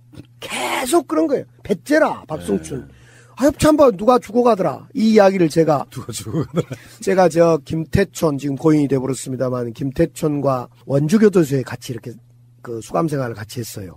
어느 날 원주교도소에서 이제 김태촌과 그 조직들이 불법을 해요. 막 담배를 소지하고 현금을 또 교도소 안에 소지하고 있으니까 그 교도관 보안과 계장이 이제 그 방을 덮쳐서 증거를 압수를 합니다.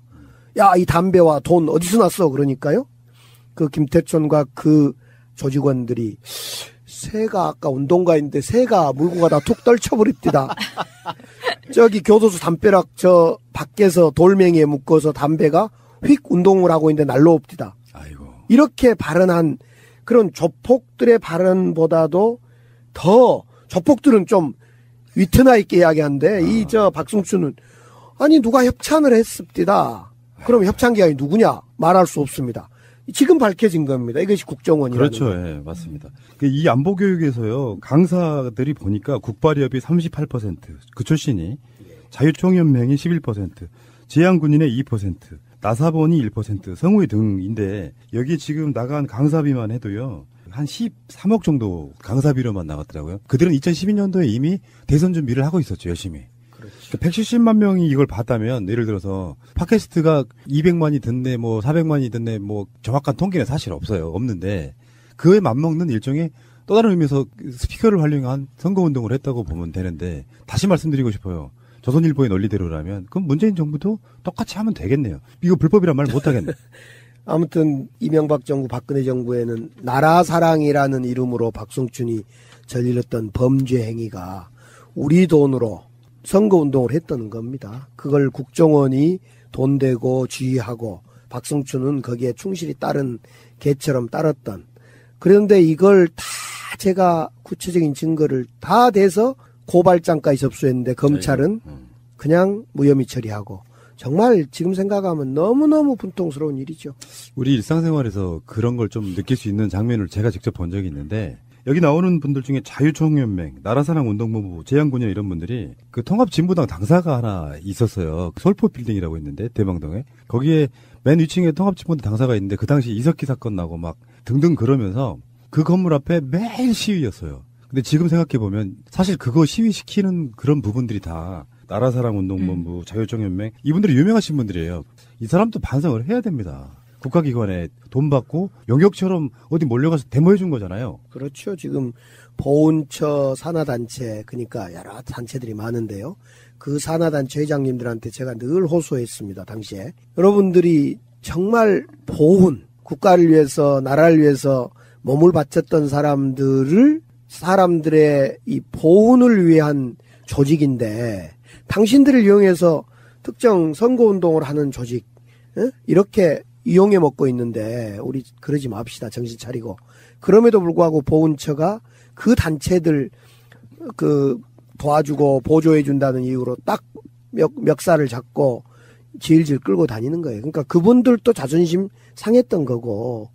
그래서 제가 광복회 4.19회부터 자유총연맹 또 모든 이런 단체들한테 끊임없이 호소를 했는데 문제는 이런 행위들이 정말 일상적으로 좌익척결 말하자면 그 북한을 팔아서 행해지고 있고 상당 국민수는 아직은 이제 그렇게 생각 안 하던데 국민들이 그 순간순간에 아 그래 북한을 팔아서 하는 그것에 헐깃헐깃 한다는 데가 참 문제가 있었던 거죠.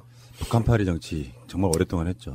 근데 문제는 이제는 안 먹힌다는 거. 이제 국민들이 현명해졌죠. 그래도 다른 지역 우리 호남 쪽은 안 먹혀도 또 일부 또 지역은 먹힌 것 같아요. 올해 있었던 5월 18일 날 광주 망월동묘역에 있었던 5.18 행사 때 문재인 대통령이 이제 취임 후 첫 공식 일정으로 갑니다. 거기에서 이제 표정도 열사의 문제도 있었겠지만 강기정 의원은 눈물을 펑펑 썼습니다.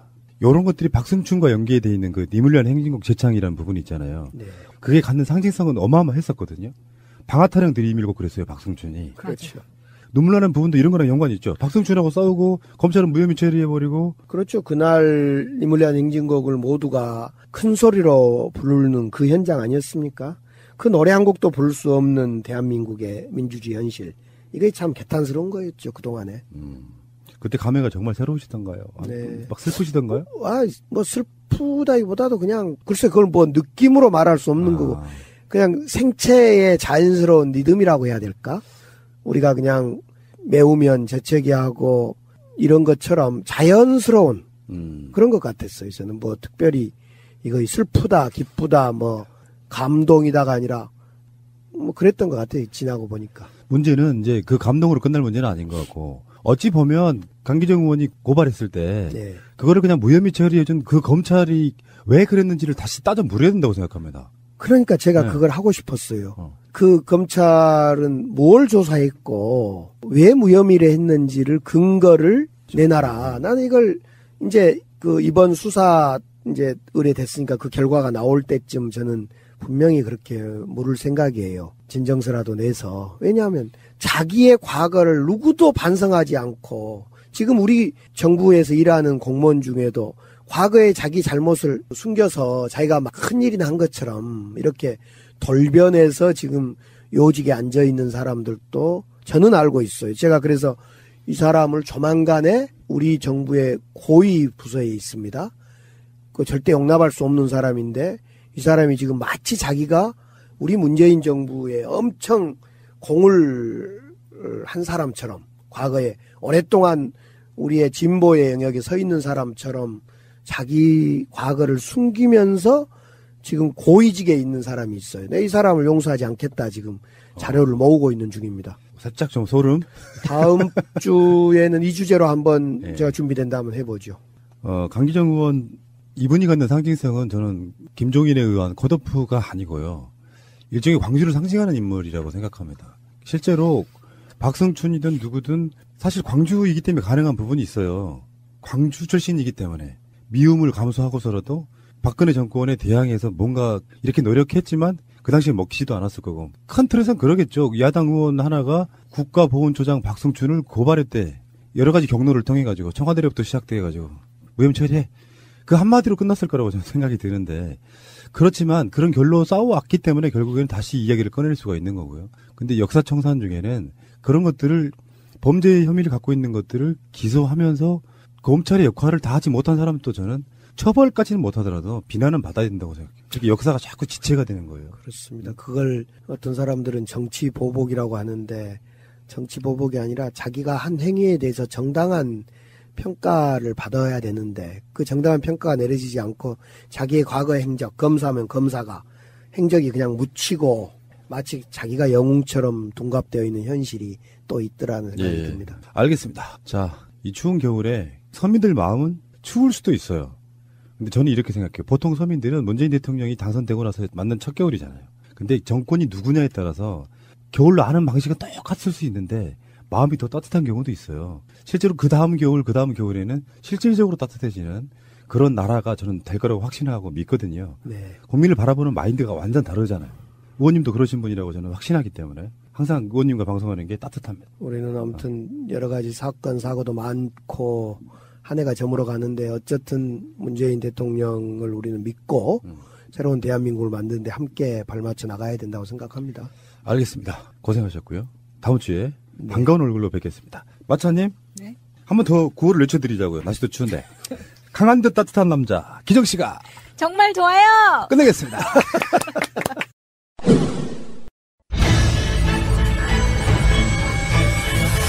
꼭 알아야 할 한 발짝 늦은 뉴스.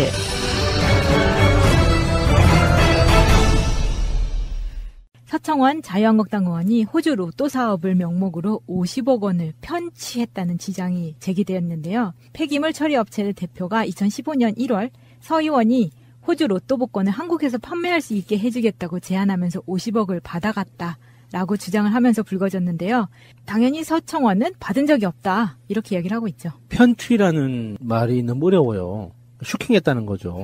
네. 맞아요. 슈킹한 거죠. 네. 너무 그 어려운 말을 쓰고 있어. 네, 슈킹을 했는데 업체 대표의 말을 들으면 2015년 1월에 서청원이 호주 로또 사업을 먼저 제안을 했다는 거예요. 그러면서 이 호주 로또를 한국에서도 팔 수 있게 해줄 테니까. 그러니까 호주 로또를 국내에서 팔 수 있도록 판매할 수 있도록 네. 사업할 수 있는 법적인 환경을 열어줄 테니까 나한테 이제 바쳐라. 네, 뭐 법에 대한 거는 내가 책임지고 알아서 해줄 테니까 너는 돈만 대. 지금 그래서 이 사람이 꽤 많은 돈을 넘긴 거예요. 그래서 이 사람 주장으로는 50억이죠, 그게. 폐기물 업체 대표는 50억이라고 그러고 서청원 의원 측에서는 아니라고 그러고 또 뭐 적다는 얘기도 있고 안 받았다는 얘기도 있고 뭐 여러 가지 갈래 주장이 나오고 있는데 핵심은 이거예요.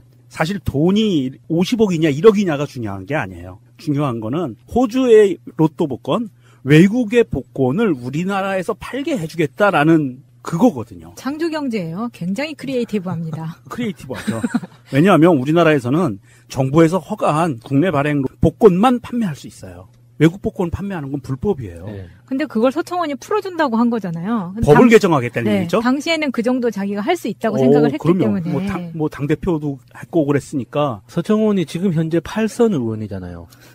이 숫자만 들으면 사실 8선이 무슨 뜻이지라는 생각이 들죠. 거의 내 나이만큼 국회의원을 한 건데. 8명의 선녀가 8선 아닌가?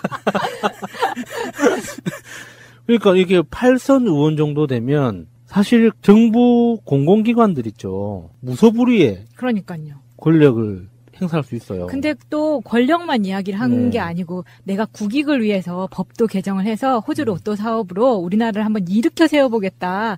이것도 아니고 박 씨가 서청원한테 이야기를 들은 거는 커미션으로 50억에서 120억을 내라는 거였다는 거예요. 근데 50억과 120억의 차이는 엄청 큽니다. 그렇죠. 이것도 너무 웃겨요. 그러니까 최소 금액이 50억이라는 거네요? 네, 그렇죠. 그래서 일단 이 사람은 50억을 서청원이 근데 사실 가로챘다라고 이렇게 얘기하는 거죠. 호주 로또의 규모를 보면 50억이 큰 돈은 아니네요. 2012년 말 당첨금이 1,200억까지 뭐 오른 적도 있다고 하니까 당첨금이 1,200억이면 실제 발행 금액은 뭐 한 4, 5천억 된다는 거잖아요. 그렇죠. 네, 그러니까 한두 달 정도 이게 1,200억까지 올랐으면 당첨자가 안 나와서 이제 그렇죠. 2월 돼가지고 누적되니까. 이렇게 된 거니까 한두 달 정도의 이 판매액이 수천억이면 50억 정도면 그렇게 큰 돈은 아닌데 이게 전체적인 이 고발한 사람의 맥락상 다 현금이라는 게 재밌더라고요. 이거 현금 쓰지 그럼 1억 5천을 줬네, 3억을 줬네, 누구는 받았네, 안 받았네, 막 이렇게 공방이 오가는 게 다 현금으로 줬다는 거예요. 이게 정말 웃긴 게 이게 지금 그런 공방으로 끝날 문제가 아닌 게요. 저는 이 기사를 보고 정말 헛웃음이 나올 정도였어요. 이 사람들이 아니 서청원 하면 막말로 당대표도 했던 사람이고 8선 국회의원이고 8번을 당선된 국회의원이고 친박 핵심이고 뭐 지난번에 그 총선 때 막말 사건도 있었잖아요. 네. 지역구에서. 그런데 이 사람들이 정말 웃긴 게 말을 너무 쉽게 해요. 실제로 서청원의 측근이 호주에 가서 그 회사하고 접촉도 했다는 거잖아요. 네. 회사하고 접촉도 하고 뭔가 되는 것처럼 모양새가 만들어지고 이게 다 나와버렸어요, 얘기로. 그런데 저쪽에서는 이 폐기물 업체 사장이 하도 진행이 안 돼서 답답해서 호주를 가보니까 한 달인가 있다 왔는데 가보니까 그쪽 업체에서는 돈을 안 받았다더라. 우리 돈 받은 거 없다. 나는 돈을 줬는데. 나는 돈을 줬는데 슈킹됐네? 이렇게 된 거예요. 그리고 그쪽에서 말한 로비 자금은 25억. 그러니까 차이도 많이 나죠? 네. 그런데 받은 게 없다고 하니까 50억은 그냥 띄어먹었다. 저는 이게 서청원이라는 이름과 50억이라는 숫자를 보는 순간 딱 아하 하고 기억난 게 있어요. 얘기해. 그러니까 사실이라기보다는 제가 확인된 사실이 아니죠. 국회에서 일할 때 그 똑같은 내용으로 제보를 한답시고 찾아와서 하소연한 분들의 공통적인 이야기 중에 하나가 베트남, 태국, 말레이시아, 키르기스탄, 스리랑카, 방글라데시 이렇게 이제 그런 우리나라 외국인 노동자라고 부르는 인력을 수입하는 그 나라들이 우리나라하고 협약 체결이 된 나라들이 몇 개 있거든요. 거기에서 일종의 비리가 있다는 거예요. 어떤 식의 비리냐면 한국어 실력이 최소한의 한국어 실력이 돼야 되거든요. 그러니까 그 뭐 베트남이든 캄보디아든 스리랑카든 이런데 한국어 강사들이 이제 학원을 만들어요. 캄보디아에서 한국어 학원을 만들려고 해도 그 나라의 어떤 행정 절차가 있을 거 아니에요. 우리나라에서도 임대차 계약을 해야 되고 근로계약서를 써야 되고 하는 이런 게 있고, 이 사람이 이 학원에서 그 수업을 들었든 안 들었든 일단 최소한의 한국어 능력이 된다는 걸 누군가 보증을 해줘야 될 거 아니에요. 뭐 시험처럼, 자격증처럼. 그런 걸 가지고 일종의 선수수료를 받는다는 거죠. 우리나라에서 외국인 노동자를 데리고 올 때 외국인 노동자가 우리나라 입국해서 파견 형식으로 그 노동부에서 각 업체별로 이제 그 분배처럼 파견이 보내지거든요. 그래서 일하는 회사에 신고를 하고 이제 일을 하게 되는데, 받을 임금을 그 자국에서 일종의 그 헤드헌팅 피처럼 미리 선납으로 내면 그 모든 시스템을 다이렉트로 해결해 준다는 거예요. 시험까지, 한국어 능력 시험까지. 그것 때문에, 그 이권 사업 때문에 문제가 심각하다. 그게 캄보디아든 베트남이든 뭐 태국이든 이런 데서 이제 그런 문제가 심각한데, 그 배후가 서청원이다 라는 주장이었어요, 그 사람. 아, 그런 제보가 들어왔었어요. 예, 그래서 제가 그 이야기를 처음 들었을 때는 제가 확인할 수가 없잖아요. 그래서 그렇습니까? 그럴 수도 있겠네요. 그게 우리나라가 한 해 이렇게 유입되는 외국인 노동자 수가 상당히 많기 때문에 그 숫자 곱하기 한 100만 원 정도만 쳐도 굉장히 뭐 수십억, 수백억 정도 되거든요. 그러니까 그런 식으로 비즈니스가 될 수도 있겠구나. 그래서 그 이야기를 처음 들었을 때는 뭐 그런 썰이겠지라고만 넘겼는데, 그 이후에 이제 계속 다른 사람들이 와서 비슷한 이야기를 하는데, 누구는 방글라데시에서 당했고, 누구는 캄보디아에서 당했고, 누구는 뭐 어디서 당했고, 막 이런 지역은 다른데 구조는 똑같은 거예요. 그래서 그 사람들이 다 똑같이 이제 서청원 의원 때문에 우리가 못 살겠다는 주장이었죠. 정확하게 서청원이라고 찝은 거예요? 그래서 그때 제가 속으로는 그런 생각을 했어요. 왜 우리 의원한테는 저런 권력이 없지? 그런 권력은 아무나 갖는 게 아니에요. 네, 그리고 그게 이제 정말 이게 좀 의심해볼 만하다라고 생각한 게, 국회 나와가지고 인도 모디 총리가 취임하고 나서 인도 모디 총리가 이제 뭐 스마트 시티나 이런 신사업을 이렇게 드라이브를 굉장히 강하게 걸고 있거든요.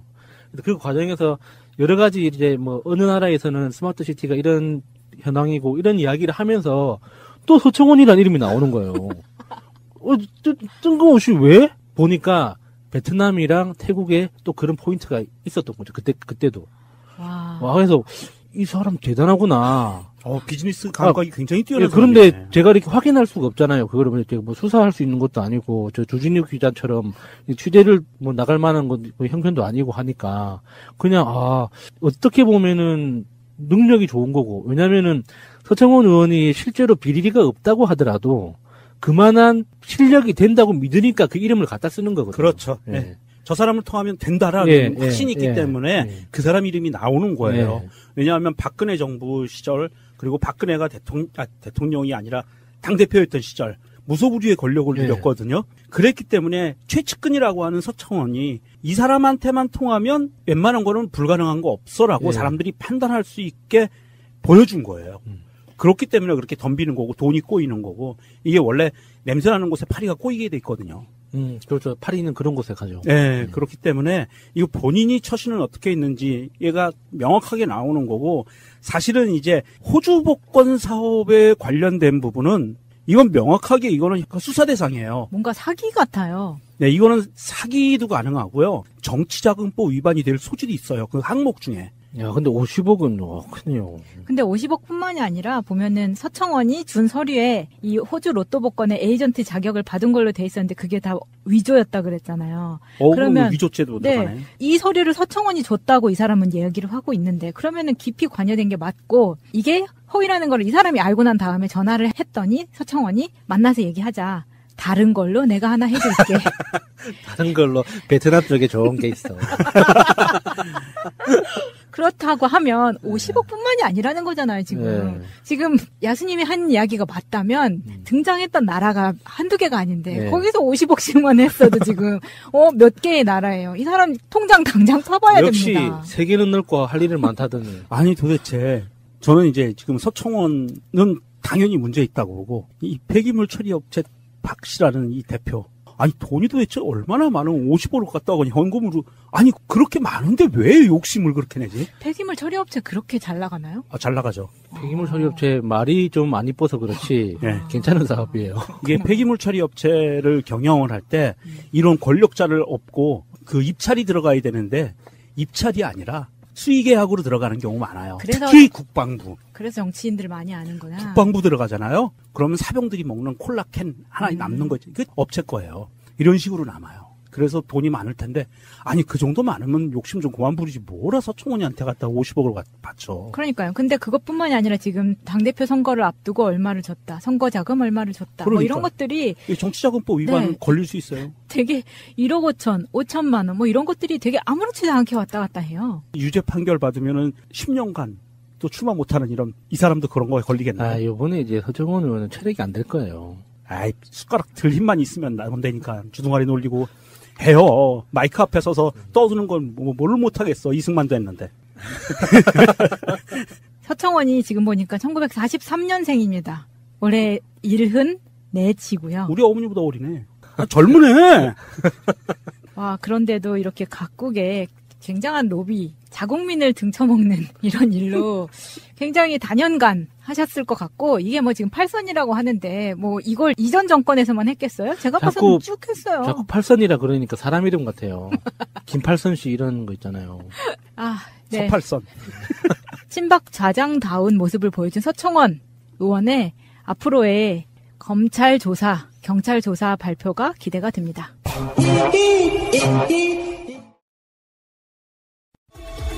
꼭 알아야 할 어제의 뉴스. 김종백 씨는 1997년부터 2015년까지 이상은 다스 회장의 운전기사였던 걸로 알려져 있습니다. 김 씨는 이때 이 회장의 동생인 이명박 전 대통령이 다스 경영 전반에 깊숙이 개입한 정황을 직접 목격했다고 언론에 밝힌 바 있습니다. 이 전 대통령의 서울시장 재직 당시엔 다스가 있는 경주에 직접 내려왔고 대통령 취임 이후엔 다스 임원들이 청와대 관계자들에게 보고를 했다는 겁니다. 또 이 전 대통령이 수시로 다스 자금을 가져갔으며 이와 관련한 내용을 이상은 회장이 언급하는 것도 들었다고 주장했습니다.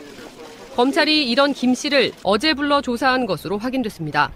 JTBC가 보도한 120억 원의 다스 비자금 의혹과 관련해 핵심 관련자들에 대한 첫 조사에 나선 겁니다. 검찰은 오늘 대검 반부패부가 직접 지휘하는 전담 수사팀도 꾸렸습니다.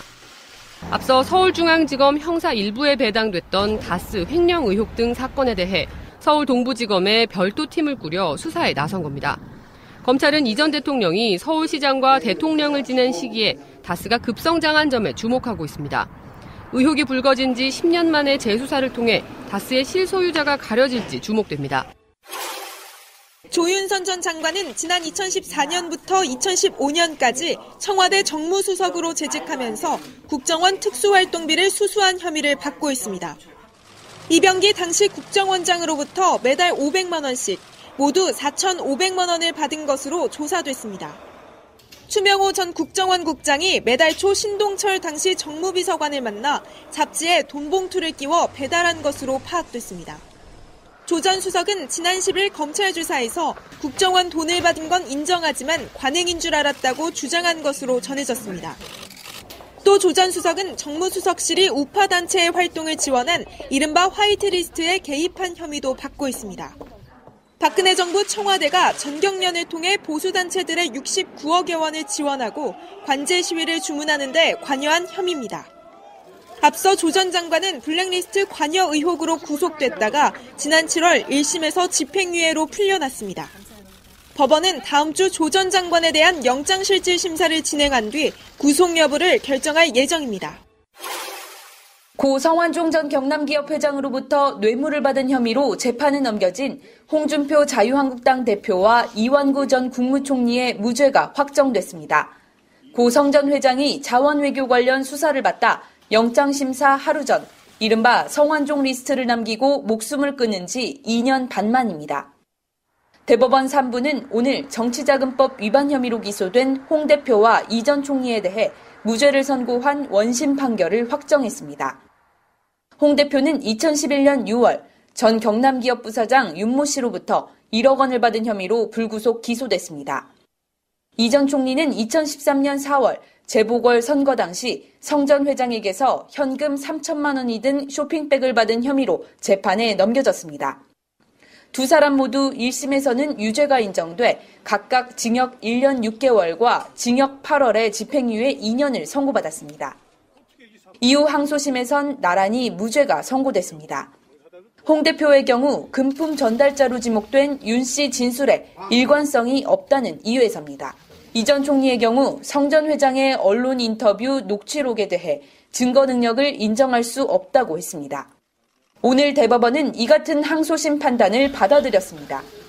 당초 성완종 리스트엔 8명이 올라 있었지만 형사처벌을 받은 사람은 1명도 없게 됐습니다.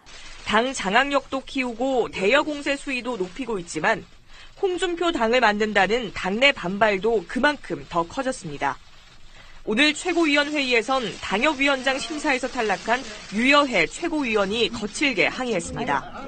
뭐 하는 거야 이게? 당 서열 지금 몇인지 알아요? 믿겨요. 해당자는 안 돼요. 왜 손을 치고 그래? 문 열어주시죠. 못 열어요. 문 열어주시죠. 못 열어. 새 당협위원장을 임명할 특위가 홍 대표 사람 일색이라며 회의장을 박차고 나온 최고위원도 있었습니다. 우리 당은 죽었습니다. 이건 완전히 홍준표 사당화하려고는 그런 의도로 드러났기 때문에. 오늘 무죄 확정 판결로 홍 대표가 한숨 돌리긴 했지만 체제 개편에 반발하며 혼란에 거듭하는 당내 상황이 큰 산으로 앞에 놓였습니다.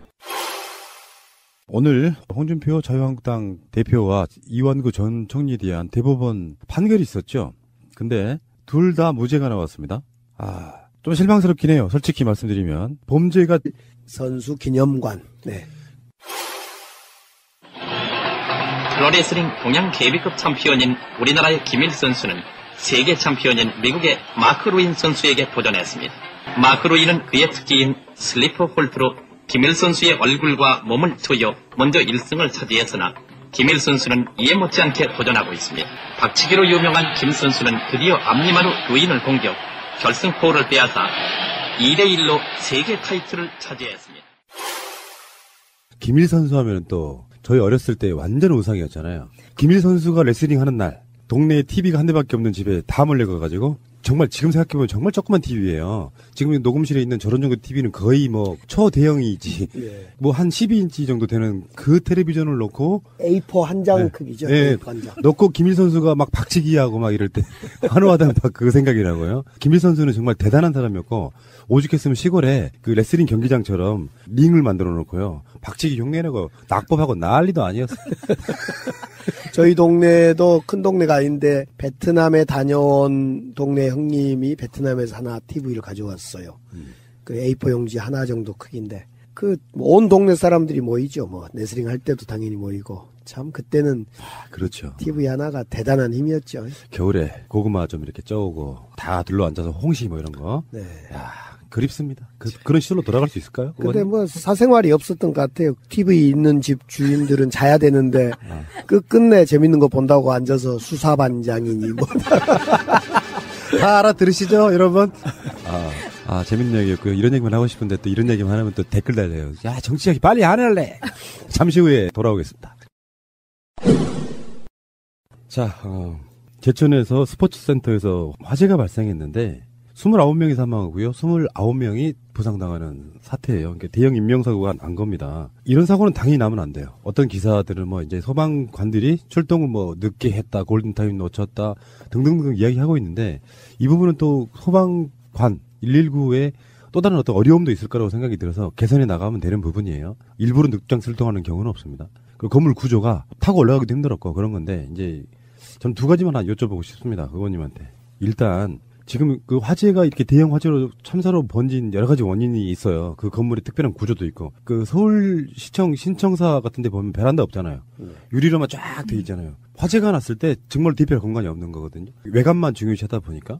그런데 이 중에 가장 문제로 지적되고 있는 게 드라이비트라는 거예요. 드라이비트. 그 드라이비트라는 게 빨리 마른다 이런 의미인데 벽에다가 스티로폼을 두껍게 붙여가지고 방안 이런 효과를 주고 거기다가 콘크리트 같은 걸 또 바른답니다. 겉에서 보기엔 콘크리트 같지만 눌러보면 약간 폭신폭신한 그런 구조로. 그런 구조로 이렇게 많이 꾸민대요. 그게 이제 여름에 더위나 겨울에 추위에 굉장히 좋은 효과가 있는데 불이 나면 치명적일 수 있는 거. 불 잘 붙기도 하지만 유독가스가 엄청 발생하거든요. 결국 저는 이번 사건을 보면서 다시 한번 사건이 나는 것도 슬픈 일이지만은 이런 사건들이 반복적으로 나고 있다는데 참 많이 슬프다. 이런 페이스북도 하나 올렸는데요. 이 드라이비트 즉 가연성 배료를 건축물에 쓸 거냐 말 거냐인데 사실은 2015년 의정부에서 사고가 한번 크게 났지 않습니까? 그때는 사망자는 4명인데 한 100여 명이 그 다치거나 이랬던 사고인데 이 사고 이후에 이 트라이비트와 같은 이런 가연성은 쓰지 마라. 불연성으로 써라.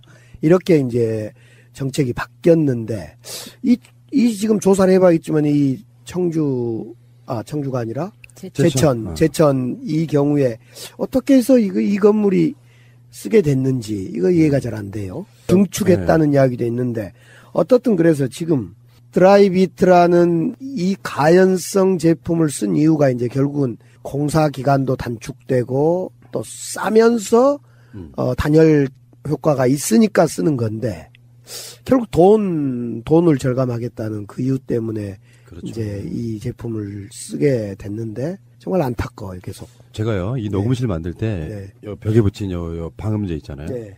이거 살 때 가장 중점 뒀던 게 불이 안 타는 걸로 고르는 거였어요. 불을 붙여도 이건 불을 안 탑니다. 아, 이게 방음제입니까 지금? 그러니까 우리가 직접 붙였어요. 누가 공사해 준 게 아니고 가장 걱정했던 것 중에 하나가 화재 같은 게 나면 불이 붙지 말아야 된다 그런 걸 했기 때문에. 그러니까 저희들 노래방 같은 데 가보면 저도 이제 노래방은 지하로 한참 내려가서 뭐 2층도 있습니다만 내려가서 또 안으로 들어가서 밀폐된 어떤 공간인데 만약 때로는 거기에 막 석유 난로도 틀고 그러던데 어떨 때 보면 정말 그런 데서 입구에서 불이 나게 되면 아마 순식간에 그 유독가스 아닙니까 이것이? 네. 예. 불이 나면은 불에 타서 죽는 경우보다 실제로 지식해 죽는 경우가 가장 많습니다. 그렇죠. 어제 같은 경우는 목욕탕이었기 때문에 불에 직접 뭐 사망이 아니었죠. 가스였죠. 유독가스. 예. 그리고 하나 더가 이제 드라이비트 말고 이번 포항 지진 때도 설왕설래가 됐던 것 중에 하나가 필로티 주차장이라고 그래서 저희 집도 지금 빌라 형태의 집인데 1층이 주차장으로 돼 있고 기둥만 세워져 있는 이 상태거든요. 근데 이제 1층 같은 경우는 기둥만 세워져 있기 때문에 벽이 없지 않습니까? 그리고 주로 이제 그런 건물들이 그 1층에는 재활용 쓰레기 같은 거 이렇게 모으는 그런 장소로도 많이 쓰고요. 근데 이게 1층에서 차가 불이 난다든지 해서 불이 나면 이게 삽시간에 다른 쪽으로 옮겨붙기에 굉장히 좋은 구조라는 부분도 있다 그러더라고요. 지금 원룸 구조가 대부분 이 필로티 주차장 방식의 집 구조인데요.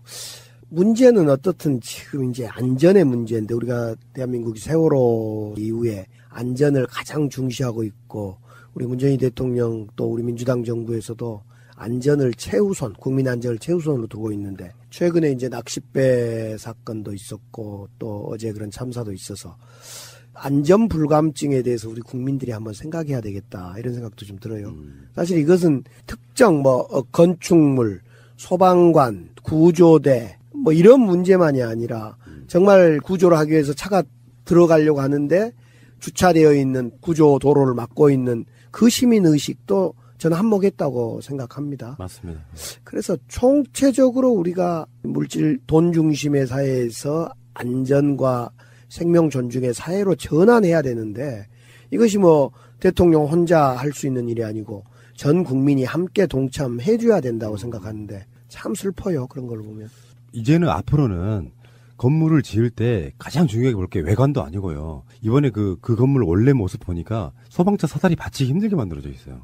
베란다 구조 같은 게 하나도 없어요. 아파트 같은 데 불나면 그렇게 아니잖아요. 이게 통으로 유리로 돼 있는 그런 분위기고 이게 또 직각으로 돼 있는 것도 아니고 어떤 경우는 막 외관을 위해서 비스듬하게 돼 있고 그래서 상당히 곤란한 구조로 돼 있는 부분도 있고 아까 말씀하신 주차 문제라든지 이런 부분도 있고 이런 것들이 총체적으로 다 결국엔 사람의 인명이 이게 참 그런 부분이 있어요. 사고가 날 확률이 0.1%라도 사고가 났을 때를 대비한 설계와 구조와 등등의 어떤 것들이 만들어져 있어야 불시에 사고가 나면 빨리 대처할 수 있는데 불 안 날 거라는 걸 전제로 건물을 만들고 그렇게 하는 게 아닌가 싶은 생각이 들거든요. 그러니까 결국은 이 시민의식, 민주주의 의식은 제도와 연결되고 제도로 구체화돼야 되는데 제가 이제 독일에 잠시 머물면서 느꼈던 것 중에 하나가 그런 겁니다.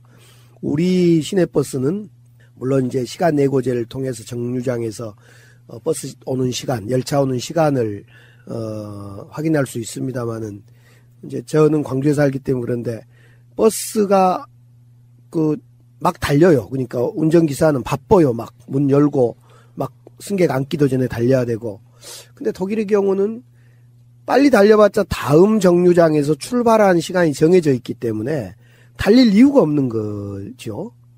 그래서 이제 제도로 안정된, 제도로 정착된 민주주의, 생활민주주의. 결국 제도로 가야 되는데, 우리도 이제 앞서 말씀드렸듯이 가연성 재료를 쓰지 않아야 된다, 2015년 이후에. 그렇게 하긴 했는데, 어떻든 편법으로 쓰이거나 이것이 또 쓰다가 걸렸을 때 별로 처벌도 약하고, 그냥 벌금, 주의 경고 맞고 벌금 약간 내고 그냥 말아버리고.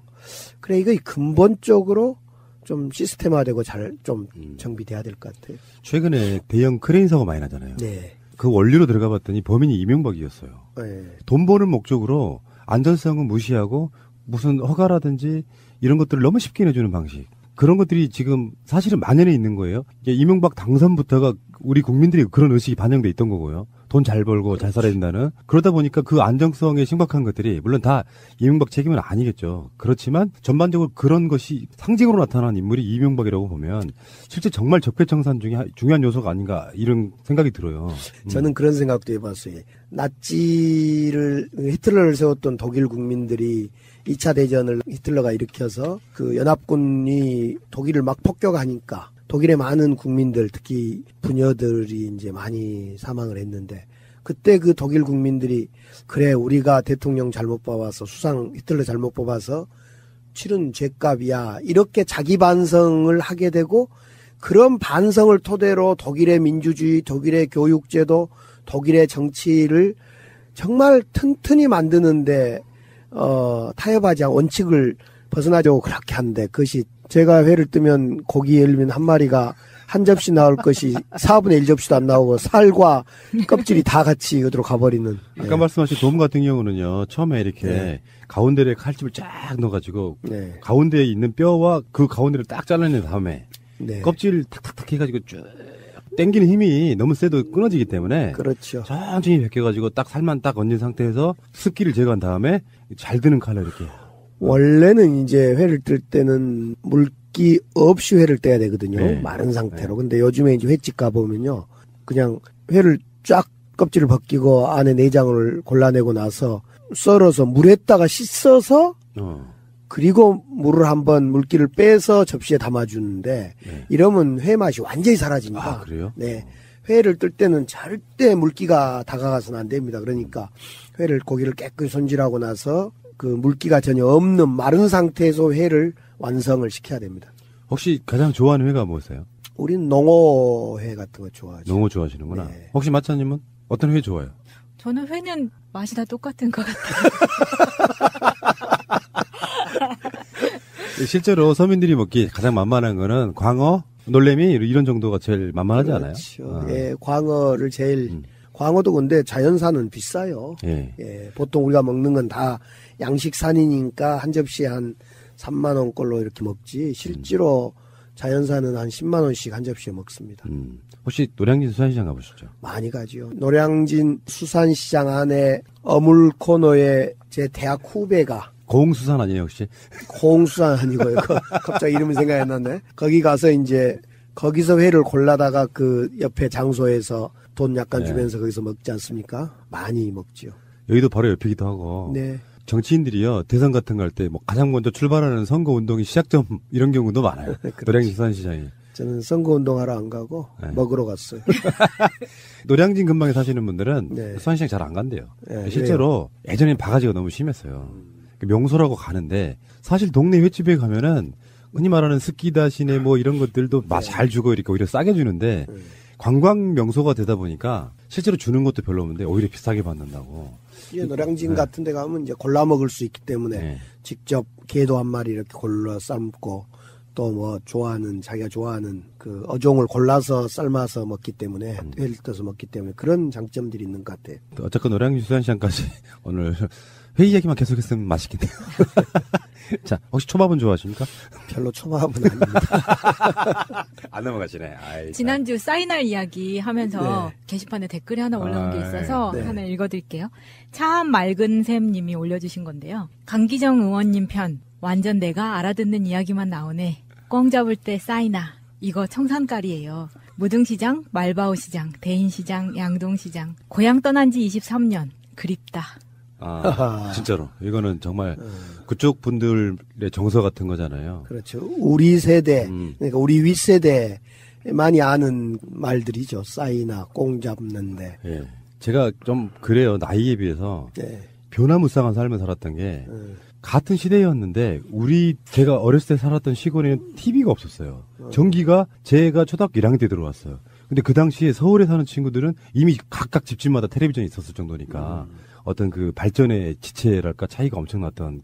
그렇죠. 우리 금산도 섬이었는데 김일 선수 때문에 전기가 빨리 들어왔어요. 어느 날 김일 레슬링 선수가 아마 그때 박정희 시대였던 것 같은데 대통령이 이제 불렀더랍니다. 그래서 소원이 뭐냐 그러니까 보통 그럴 때는 뭐 체육관을 지어주세요. 또 뭐 개인적인 이야기를 했을 건데 이 김일 선수가 우리 고향에 전기 좀 들어오게 해주십시오. 그래서 섬인데도 불구하고 소록도를 거쳐간 섬인데 철탑을 세워서 전기가 빨리 들어오게 됐었어요.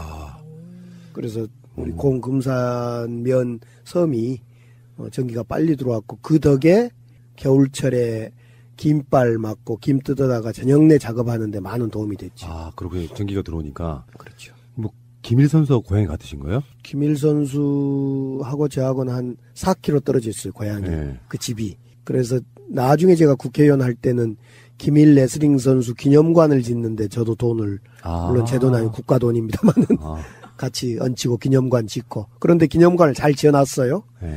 그때 볼라빈이었던가 태풍이 와서 아마 좀 부실 시공을 했는가 태풍이 불어서 홀라당 지붕이 날아가 버렸어요. 그래가지고 다시 정부 지원 받아서 짓기도 하고 지금 공금산의 명물 중에 하나가 돼 있죠. 레슬링 김일 단죄되지 않는다는 부분하고요.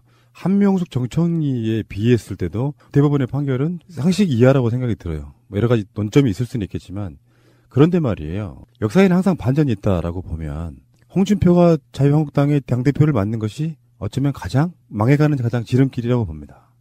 그런 면에서 홍준표 무죄인 것은 역사적 순리로서는 정말 말도 안 되는 이야기지만 반대로는 홍준표가 당대표를 계속 맡음으로써 자유한국당 부류는 소멸해 간다 이렇게 생각이 들고요. 그런 면에서 너무 실망들 하시지 않으셨으면 좋겠다 이런 생각이 듭니다. 홍준표 같은 사람들이 그 당을 끌어갈 때 어떤 확장성도 저는 만들어지지 않는다고 봐요. 그래서 궤변인가 알지만 홍준표가 무죄가 난 것은 전체 우리나라 역사를 위해서는 상당히 도움이 되는 그렇게 해석할 수도 있다는 말씀드리고요. 실망하거나 그렇게 하실 필요는 없어요. 홍준표 씨가 만약에 당대표직을 잃는다고 하면 그 자리에 올라가는 사람이 좋은 사람이 올라가기를 바라는 것은 아니시잖아요. 홍준표보다 좋은 사람이 올라가서 자유한국당이 발전되기를 바라는 건 아니시잖아요. 어차피 홍준표가 없어져도 그 자리는 누군가 채웁니다. 그러면 홍준표만큼 지지율 확장성을 떨어뜨리는 인사가 없다고 보는 견해에서 대한민국 발전을 위해서 홍준표가 살아났지만 대한민국 발전을 위해서는 좋게 해석할 수 있다는 부분을 말씀 한번 드려보고 싶네요. 홍준표 무죄 확정인데 당분간 기세 등등할 거를 보는 게 좀 거슬리고 안타깝긴 하지만 어찌됐건 개혁과 적폐청산 계속됩니다. 방송 중간에 좋아요를 눌러주시면 새날팀들에게 큰 힘이 됩니다. 미리 감사합니다. 트위터가 진짜 언론입니다. 자, 강한 듯 따뜻한 남자 기정씨가 정말 좋아요. 박수. 들을 때마다 웃겨요. 이상하게. 현역 같은 전 의원 강기정 의원님 나오셨습니다. 안녕하세요. 네, 어서 오십시오. 네. 감기 걸리셨네요, 보니까. 예, 코감기, 콧물이 주룩주룩 흐르는 코감기입니다. 국가와 민족을 위해서 열심히 일하실 분이 건강도 못 챙기면 어떻게 하시겠습니까? 얼마나 자신을 돌보지 않고 조국과 민족을 위해서. 그렇네요. 그러네. 논리는 만들기 나름이네. 참. 광준하 씨는 어떻습니까? 눈도 좀 날리고요. 예. 쌀쌀했어요, 지금. 예. 그런데 오늘은 많이 풀린 것 같네요. 아, 그렇군요. 예. 예. 자, 6번째 시간이고요. 상추튀김이 있다면서요. 제가 지난번 5번째, 4번째 상추튀김이 없다라고 했더니요. 사라졌다 했더니 청취자가 우리 세가를 잘 들었던 청취자가 이렇게 막 문자를 보내왔어요. 있습니다. 그것도 12군데 있습니다. 그것도 모르시고 방송을 하십니까? 그래가지고 제가 어디에 있습니까? 그랬더니 찾아보세요. 그래서 찾아봤더니요. 양림동 앞에도 있고 아무튼 상무지구에도 있고 1박 2일에 출연했던 그런 상추튀김도 있고 막 그런데요. 잘 뗀다고. 저도 상추튀김을 안 먹어본 지가 굉장히 오래됐는데 네. 제가 알기에 서울에도 있어요. 아무튼 네. 상추튀김은 광주의 명물인데 상추튀김이 없을 수 없다. 네. 네. 상추에 튀김을 싸서 양념장과 함께 먹는 바로 굉장히 독특한 음식이고요. 제도로서의 민주주의가 흔들리고 불타는 일은 이제 없습니다. 민주주의가 밥이고 밥이 민주주의가 되어야 합니다. 이야기 나온 김에 순대를 먹는데 보통 우리는 순대는 소금 찍어 먹잖아요. 예. 근데 어떤 지역은 순대를 된장 찍어 먹는 것도 있어요. 고추장은 아는데요. 고추장 같은. 실제로 먹어보니 엄청 맛있다는 사람들이. 근데 회 있잖아요. 바닷가 네. 회는 사실은 그 아사비 찍어 먹고 고추장 찍어 먹고 그러는데 된장에다 회를 먹으면 진짜 맛있어요. 그 된장에다가요? 네. 마늘 좀 다져놓고 네. 다음에 참기름 한 방울 떨어뜨려서 이렇게 만든 그런. 마늘은 다진 것보다 통마늘 또는 반틈으로 자른 마늘이 더 맛있죠. 칼로 자르기보다 마늘은 툭 입으로 깨먹은 반틈짜리 마늘. 네. 자, 오늘 그러면 의원님과 함께 정치 이슈 이런 거 말고 네. 회를 어떻게 먹으면 맛있나? 회는 좀 두껍게 썰어야 되고요. 네. 상추보다 깻잎을 뒷면으로 해서 듬뿍 싸야지 맛있습니다. 회는. 저는 회가 얇게 썰어야 맛있던데요. 그래요. 원래 회는 씹히는 맛이 있어야 한다 그래서 비싸서 얇게 썬 거지 듬뿍듬뿍 썬 게 맛있습니다. 그럼 고향에는 주로 어떤 회? 아까 전에 말을 안 하고 말고. 우리는 이제 돔. 돔이 우리 금산 바닷가에는 많이 나오기 때문에요. 낚시 좋아하시는 분들이 많이 옵니다. 돔 낚시가 많고요. 우리 쪽은 아무튼 돔 낚시입니다. 그래서 부산 이런 데서는 많이 와요, 낚시꾼들이. 혹시 직접 회 칠 줄 아세요? 저는 그거 안 돼요. 회 친다, 그러고 뜬다 그런데요. 회 뜨는 것 좀 배워보려고